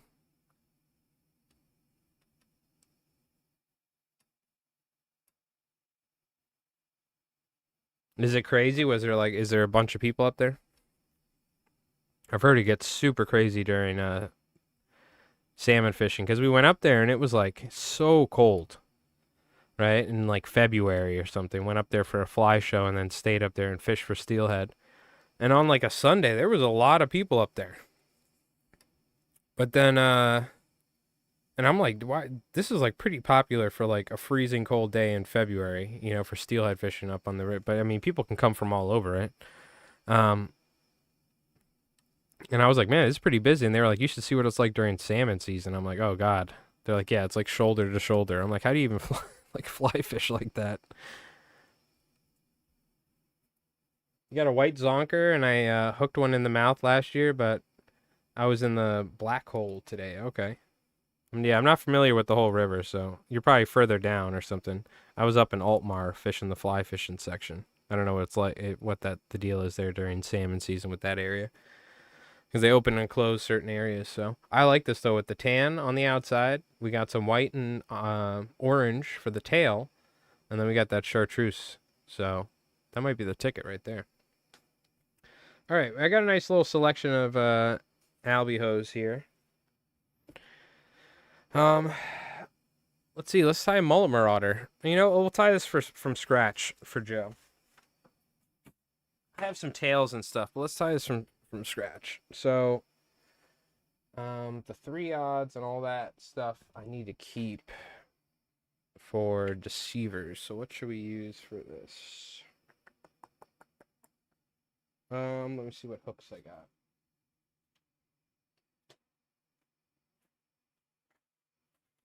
When I told you I was really thinking about trying to hook a 400-pounder bluefin on the 14 weight, you could see I wasn't joking. These are great hooks, by the way, just in general for like bass and shark as well. But Onorakis are like, or Akai, these are like the go-to like marlin offshore hooks. They make a fly version, but so we're gonna be tying the mullet marauder. Ideally, I want like at least a 2 odd, maybe a 3 odd. So let's see what we got. You can really tie them on all sorts of hooks. You can go longer shank, shorter shank. There's no really right or wrong way of doing it. Got some tarpons here. These are not the right hook. Let's look. I don't know if I'm going to have any, because the 3 odds are all going to that. There might be a Gamakatsu hook we can use, in fact. Oh, we got some 1-odd O'Shaughnessy's. That's a little short, unfortunately. Yeah, those are the jumbo 3-odd SP11 Gamakatsus. Those are spinnerbaits. They're huge. Oh, we got 2-odd. Big games. Perfect. That'll work. 2-odd, the new version of the big games. They don't make 3 odds anymore. At least they don't have them locally. So hopefully they do. All right. First off, 1 second. What I'm going to do is put all this hackle away, except for the olive, because we'll use that for the fly. No marabou. I used to tie them with marabou. I was tying them with marabou, but I'm not really a fan of that anymore. kind of stopped doing that. So we'll just clean up my desk a little bit so I don't have 8 million things on it. Usually what happens after the stream. Okay. Put those feathers off to the side because we'll definitely need those. I didn't bring my waiter, so I was just I was going in shorts. Gotcha, this is outside Pulaski. Yeah, it's probably not that cold up there now, but I'm assuming that water's still pretty cold. I didn't think the fish would have made it up too far yet, the fly only, but there were probably 10 people here. Okay, gotcha. It's still early, I guess, right? Yeah. I always went during the winter, so. Okay, the mullet marauder. So this is a somewhat personal creation of mine. Essentially just a bucktail deceiver with a flat wing or a tented hackle tail, and then with Seno's laser dub head on the front. So it's kind of what it is. It's not really, because I like to be honest with my fly tying. It's not really the most innovative fly ever created, but it's something. So I'm sure somebody probably did something like this at some point, but it's very easy to kind of forget that people have done so many things in fly tying. So I've said the story many times where I tied the deer hair deceiver, it was called, and like some dude wanted to put it in a book, and then years later I looked and there was already a fly from the 70s called the deer hair deceiver that was like the exact same colors and everything that I used, and I've never seen it before. I was like, oh my god. So like I had a separate thought that somebody had like 40 years previously, or probably at the time it was like whatever, like 30 years previously.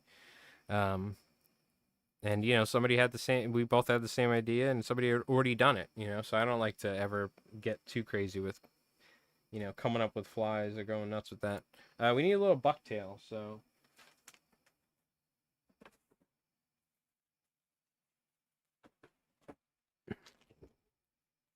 regards from Chile. Hey, how's it going? El Don Luciano. El Don Luciano.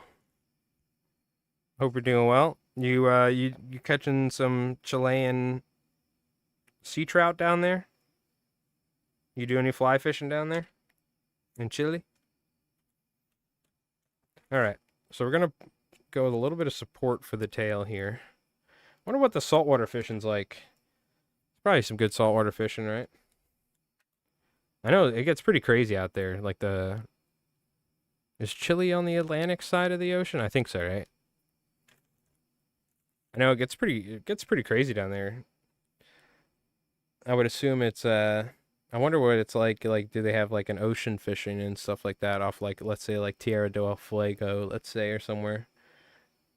Like Patagonia, places like that, or is it like purely like, can you head out in a boat and go catch some like tuna or something like that during the summer, go offshore, or is it like because what is it, the weather so unstable down there that it's like so rough and stuff, you can't go out with like a center console or something? Because I've just seen it's like super windy in some of those places. Like it's always blowing like 30 miles an hour and stuff, and it looks like it half the time. Crazy waves and stuff. Very steep, like ocean beaches with like almost like mountain ranges. Pretty crazy. Are you going to Patagonia in December? Very cool. I've always loved seeing trout fishing footage from there. So, and like places like Tierra del Fuego, especially like the sea trout, swinging sea trout, swinging flies. So very cool. We're glad to have you. All right. So mullet marauder, very simple. We're just gonna take some hackle. We're gonna make a lot of times I do flat wing for saltwater edge in Rhode Island because it's Rhode Island and they love flat wings. But normally what I do is I tent it. So that's what we're going to do for Joe. We're going to have 4 pieces of hackle that are tied kind of curved into each other. Grab some of our Chinese saddle hackle here.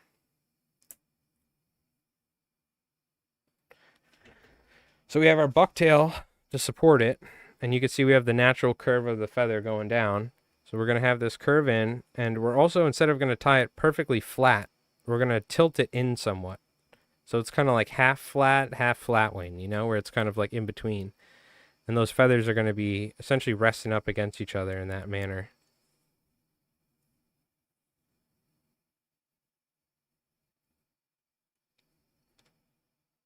So it's not like perfectly flat, you know. There's kind of like some openness to the bottom of the feathers. That's going to help like promote the feathers fluttering around in the water.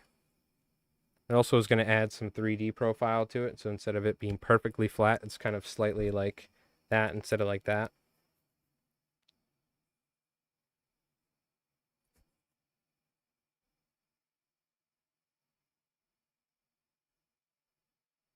So go ahead and tie that in.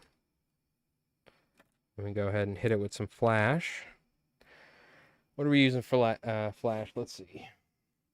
Do we have some? I think I have some polar flash, don't I? Oh, I have an abundant amount. By the way, I should start sending this out to you guys on the Friday Flag giveaway or something. I have so many hanks. Or I believe that's the appropriate term, hanks. And I cut them down to smaller hanks. I literally have like an entire box full of this flash. Silver flash. It's so much of it. I bought it for like $50. It's got to be a lifetime of silver flash boo I have. I should when I first got it, I just gave it to a bunch of people too. Like this is like such an insignificant amount. I should show you. It's just a giant box full of silver flash. So I met this guy at at a fishing convention, you know, like a fishing show. He was selling teasers or something like that. And what do you call it? He was like, "Hey," I'm like, "Oh, okay, yeah, hey." I like totally forgot the guy. He's like, "Yeah, I remember you fly time." I'm like, "Yeah." He's like, "I ordered." I'm assuming this guy bought some. Like, he probably bought like a couple $100 worth, and he must have got like a shipping container because he was like desperate to try and get rid of this stuff. So he sold me $50 worth, and it was like literally like 8-foot long flash boo folded in half like 4 times. I'm like, oh my god, it was so much of it. And then I realized, I was like, oh dude, what did I do? I bought $50 worth. I could have bought like $5, but he's not gonna sell me $5 worth of it. Or I'm kind of helping him too. He's like, hey, I need to get rid of this stuff or something. But I have so much of it now, it's crazy. It's like a cardboard box that's probably like 18 inches long, like probably like 6 or 7 inches wide, let's say, and like probably like 6 inches deep, and it's probably like 2/3 full of just flash. So I'm definitely covered on silver flash for a while. All right, so now we're gonna start doing essentially a bucktail deceiver. Nice and simple, bucktail on the bottom and the top. Kind of sparse amounts, not too much, because we're going to do multiple collars of it. This bucktail isn't very long, but there should be some that's long enough. Pull all the shorter hairs out of the way, because we don't need those. Yeah, this bucktail isn't the best quality, but just what I have on hand, so. Perfectly fine, but I mean, just not like hollow tie quality, let's say. But just a light collar. This is also going to help keep the feathers from fouling as well by doing that, so that's nice. Then we can go ahead and move it up, do that again. I think I'm actually just going to keep this all white for Joe. It's personally my favorite. That or the olive and white, but the all white is like, I think if you're going fishing, you just have one fly for the day, it's just an all white deceiver, and you're like covered.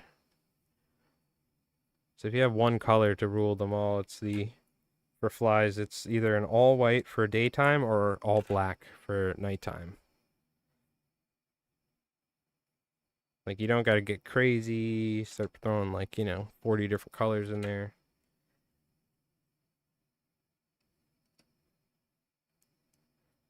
What we will do is we will throw a teeny bit of color in the bucktail, just to give it some life. So it's not just white, we'll maybe throw some pink or something in there. Yeah, all white deceivers for daytime, and then like all black deceivers for nighttime. That's like, you can just have like your fly box filled with those. You're pretty much good to go. You can go anywhere.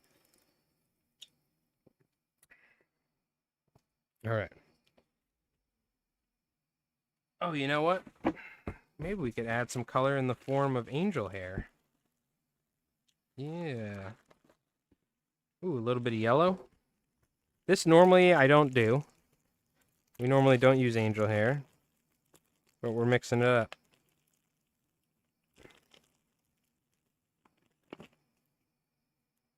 get some of that out. Get a little bit more because we'll taper it up. Man, it's starting to get hot in my room. And that's with the fan going. It's been getting cold, but it's like every once in a while, some of the nights, it's like still pretty nice out. This is where I think we tie our angel hair, and then we do one more collar, a bucktail, and we'll hit it with a brush. And it should look pretty good.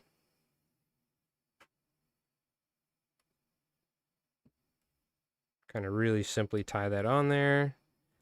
Then we can go with our brush, and this will kind of spread it around a little bit. Ever so slightly. Give us a little bit of color. Let me turn that off because we're using all white.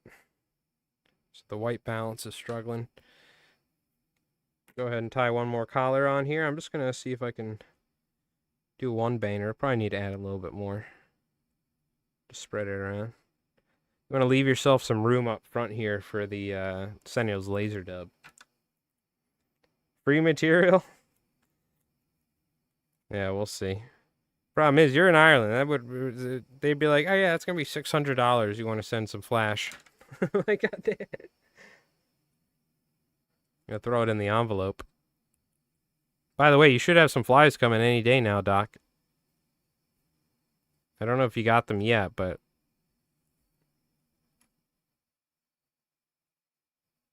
it is in the mail. It was in the mail like last week or something, I think. All right. Senno's laser dub. Let's dub it up. Dub it out. Shout out Djibouti dubs. Okay. Let's clean up a little bit. So, Senno's laser dub. Where are we at? Is that up here? Forgot. We got new drawers down here. We're going for all white. Nice.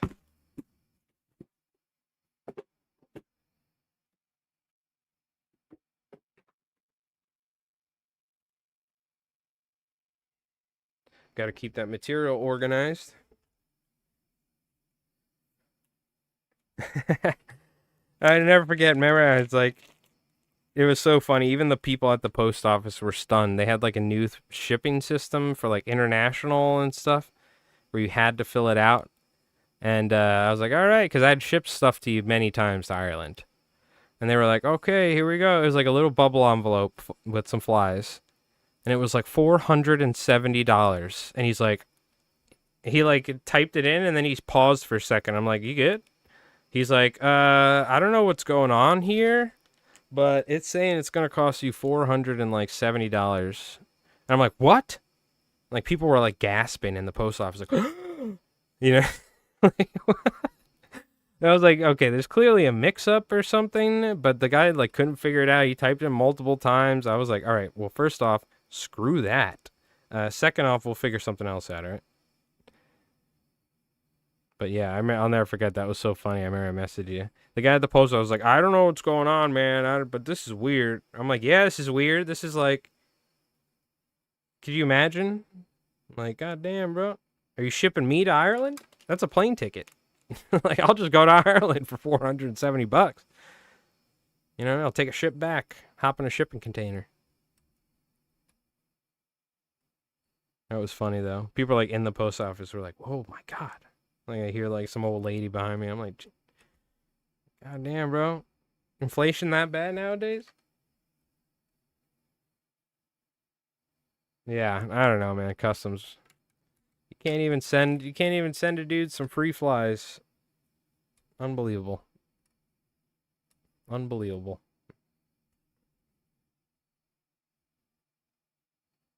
All right. So what I'd like to do here is go with a little bit of super glue on where the thread is. And the reason I do that is because when we fold back this Senno's laser dub, and I like to spread it now, top and bottom as well. When I fold that Senno's laser dub, we have a very thin layer of super glue on the thread, and that's going to help secure it a little bit. So now what we do is we essentially hollow tie this, if you will. Pseudo hollow tie. But we don't, or we essentially do hollow tie. But we can tie in front of it, or tie on top of it if we want. I'm just going to tie in front of it here. And kind of build up that thread dam a little bit. But you know what? We probably are going to tie it on top here. Kind of secure that a little better.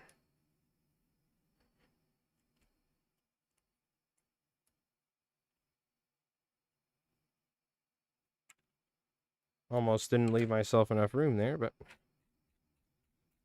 hit this with the brush.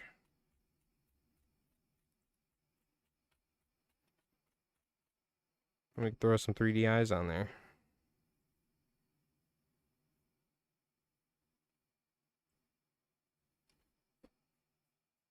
Yeah, you kind of ideally want to leave yourself a little bit more room. I'll probably, you know what? I'll probably end up keeping this one for myself. I'll tie another one for Joe. Off stream. All right, where's my eyes? Aha! So we're going to be using 3D eyes. Yeah, you got to leave yourself enough room there. Like, it's totally fine. The fly's perfectly fishable, but to get that perfect head up front, you got to leave yourself just a little bit more room. So you can do that hollow tie. So I actually tied on top of it, which it really doesn't even affect the shape that much. But personally, that's how you properly tie it. And he was asking, he wanted one so he could see how it was properly tied. So, for Bet My Rat, what's going on? How's the Albie run been so far in LI? Cape Cod has been an insane bonito run followed by absolute buffalo Albies. Oh man, well that's good to hear. There's been some bonito, but recently like the Albies just showed up out in the ocean. So I'm assuming they're going to come inshore like for fishing off the rocks here, hopefully within the week, maybe this weekend.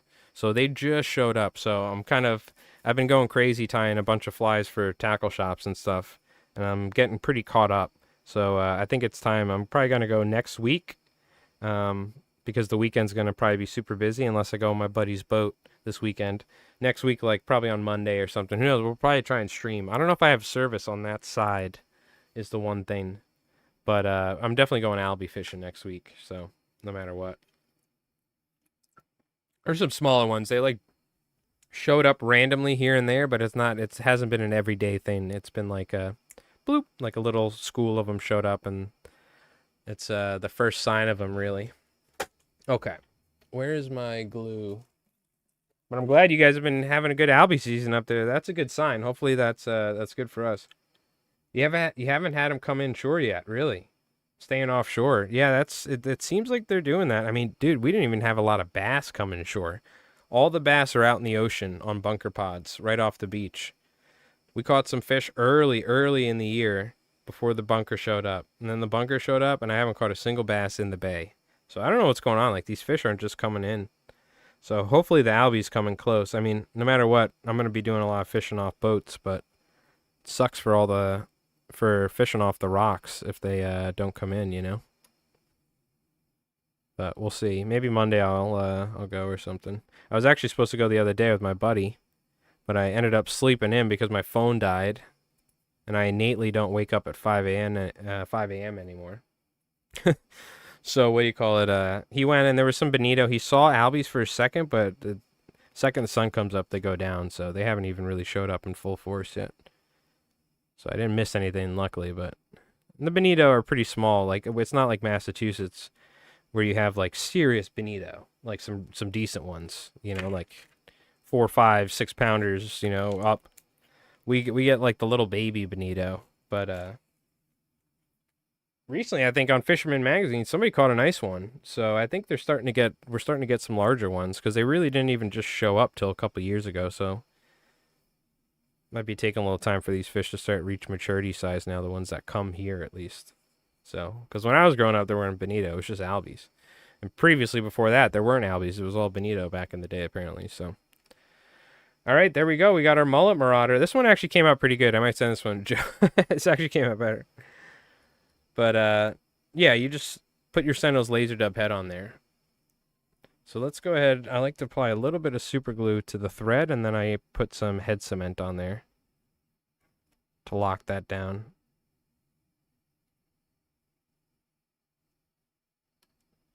Like so. I'll let that dry, and then I'll put head cement on it later. Now, it's important to make sure we press that down. There you go. Pretty simple fly. Kind of my solution for something different than a bucktail deceiver, especially for the fall time if you got mullet around and whatnot. So, but the big albies though, nice, hell yeah, personal best. Let's go. I got to break 10.5 pounds at like 30 inches. It's on my Instagram, but we weighed it. I think it was 10.5 pounds, and it was a South Shore fish. If it would have been a North Shore fish, that would have been a state record. It would have been like 17, 16 pounds. The thing was massive. It was probably like the sort of, buffalo owls, but ones that haven't like fed. They've like traveled like thousands of miles and now we're coming to like finally eat or something. But it was like beautiful fish. It was like probably like 20, I don't even know. It was like, I don't know how long it was, but it was massive. It's got a photo on my Instagram. I was like, oh, went down to Jupiter, Florida, caught some fish. People were like, damn, dude, you going down to Florida to catch big ones now and shit? And I was like, got them. You got to throw them off the game so people don't come to the inlet every once in a while. You got to make it seem like the albies aren't there. So you're like, yeah, I went up to Massachusetts and caught some fish. And you throw the rookies off the scent, Otherwise, the inlet's going to have like, you're going to be getting surf candies in the back of the neck. There's too many dudes. All right, let's get our final marble race in here. This is going to be our subscriber race. So the first subscriber marble to land in the pit's going to be winning some flies. Doc won earlier, the follower race. Congratulations, Doc. Type ! play if you're watching on Twitch. If you want to hop on in, the first either Twitch Prime or tier 1, 2, or 3 subs going to be winning some flies here. Heard they're big albies in the canal. Oh, really? Interesting. Yeah, I've never fished the canal over there. What do you call it? Up in Massachusetts? What do they call that thing? I don't even remember the name of it. Is it the Boston Canal or whatever? Or what's the name of that thing? No, the Cape Cod Canal. God, not Boston Canal. Oh my God. I gotta eat something after this, dude. I'm like already getting delusional. The Cape Cod Canal. That's what it's called. Yeah. Famous place. That's cool. I've seen video of like tuna going through there. It's pretty cool.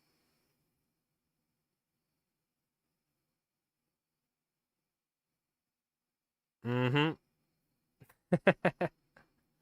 They'll throw you out there, right? You'll throw me out. You say, get the hell out of here. It's locals only. Like people riding around on bicycles. Ding, ding, ding, ding. Their Cape Cod Canal bike set up with their like little milk crate on the back.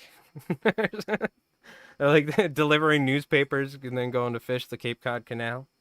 Mm-hmm. Yeah, maybe one day. It looks like a disaster to fly fish. I'm one of those fly fishing suckers. You know what I mean? Yo, Leans, what's going on? How you doing, Leans? Appreciate you tuning in. All right, we're gonna figure out who's gonna be winning some flies. Good luck, chat. Appreciate everyone tuning in. Look forward. We're definitely 100% gonna do some sort of albie fishing stream here on Twitch soon. All right. If I could stream to both platforms, I would.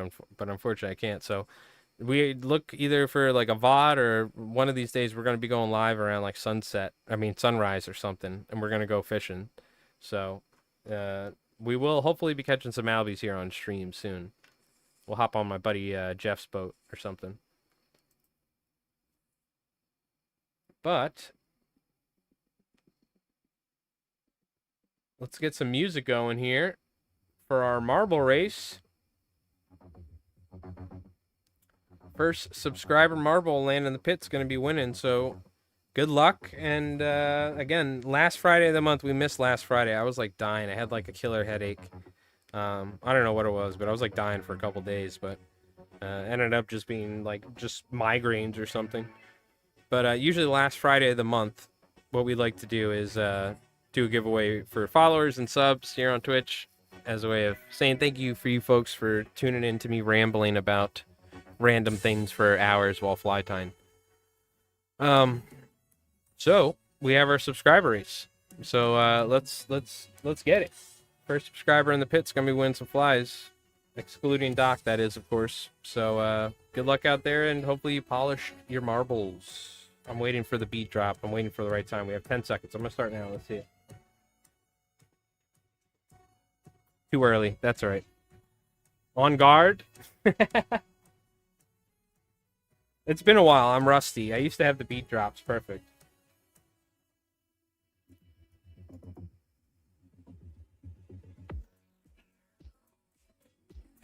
This song's a banner, though. Cozy, Supra, Bujika, hitting the speed boost. Oh, just like that, Cozy getting pegged hard. Flying off the track. You got to watch out for the pegs. We got Supra. We got Brew, Frosty making their way. We got 4 Bet My Rent hopping in with the prime saying, yeah, give me those flies. Before Bet My Rent, you better start catching up. He's like, damn it, I wasted my prime. Hitting the Gons. We got Supra, Bujika, Brew. He's like, god damn it, I wasted my prime. We got Supra. We got a long track here. There's a lot of pegs. We'll see what happens. The pegs are everybody's danger. Supra catching up, or in the lead. Bujika catching up. Hitting the Dawn sections here. Getting dawned hard. We're Bet My Rent getting hung up in the back. He might be in a fist fight with some other marble down there. I'm not sure. Oh, and Supra flying off the track. Supra just got pegged just like that in the lead. I'm sorry, Supra. Craggerroll as well. Another fatality. Again, it really is anybody's race when you have these pegs. They're dangerous. They're dangerous. We got Brew. Bujika. Approaching the final sections here. Lean flying in the air. Oh! Oh! Give it up! Lean's landing back in the track. I don't know if they're going to win, but that was epic. That was sick. Brew, it's all up to Brew now. Can Brew survive? Brew, you just got to not get pegged. Just don't get pegged, brother. Don't get pegged. Lean's catching up. Oh my god, the pegs. And just like that, congratulations, Brew. Oh, we got four Bet My Rent flying off the track. I'm sorry there. Congratulations, Brew. Frosty trying to cheat his way to the lead. Unfortunately, you have to stay on the track. But congratulations, Brew. Leans, that was amazing, though.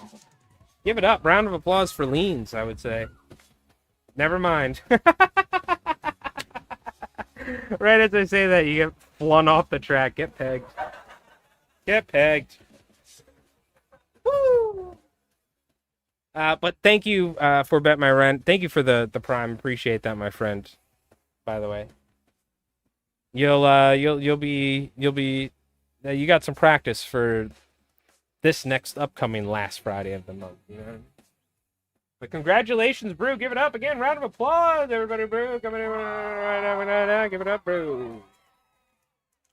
The sub winner of this month.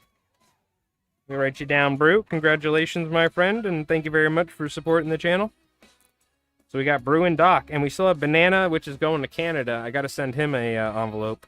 And we got Joe F, who he asked me, he's like, hey, listen, I'll cover the shipping. You want to throw me a mullet marauder? I was like, all right, cool. I got it. So that's that. But thank you again for everyone partaking on our Friday Fly giveaway. The pegs are brutal. Yeah, high mortality rate. And that's what we call high mortality rate marble racing track, and they're my favorite. As long as like everybody doesn't die, and there's like one person left, but when everyone dies, it it feels bad. We have to restart the whole thing when there's just like 10 people or something. You know what I mean? It would be different if we had like 1,000 viewers, but hey, that gives you better odds to win some flies. So you're lucky this is a shit stream. So, but thank you again, everybody, for tuning in and watching. We got Albies. I'm very excited. Thank you again. Give it up too. Round of applause for Bet My Rent. Brand new Twitch Prime. Brand new viewer. Up in Cape Cod. For Bet My Rent, we got a Discord. If you want to share some of your Cape Cod fishing adventures, we'd love to see it. All right. We got people from all over the world. Thai flies posting, fly fishing and fishing photos. So I saw somebody just recently joined, I think, from the YouTube or something, if I'm not wrong, or from Twitch. So appreciate you folks. But thank you so much for hanging out and watching. I hope you folks are having a great night. And have a great weekend and all that. We tied a bunch of different albie flies tonight. Again, we're going to be going albie fishing soon. So stay tuned. We're probably going to be streaming that here in the new future. And I'll let you folks tune in. Shook is streaming and some different people. But I'm going to let you folks tune in and go wherever you're feeling like it. So, but thank you so much. Asking about the eyes. Oh, that was you that joined up. Okay, cool. So I'll make sure to get back to you then in the Discord. I'll take a look. Yeah, if you ever have any questions, this is a great place to ask. So thank you for being my rep. I'll take a look after this and I'll tune into Discord, see what you're saying. But hey, thank you, Doc, again, and everybody for tuning in. Frosty, I'll probably hop in Discord here in a moment and we'll chit chat or something. But thank you again, and look, everybody on YouTube as well, all the tubers, Marcelo, Tony, again. Oh man, we got to see Artie. That was awesome. I love seeing Artie. So if Artie's still here, but appreciate you folks hanging out. So you folks have an awesome night. Enjoy whether you go and watch something on YouTube or some other streams, wherever. Appreciate it. So have an awesome weekend, and we'll see you. All right. So take care, folks. All right. Have an awesome weekend. Maybe we'll go live soon. All right.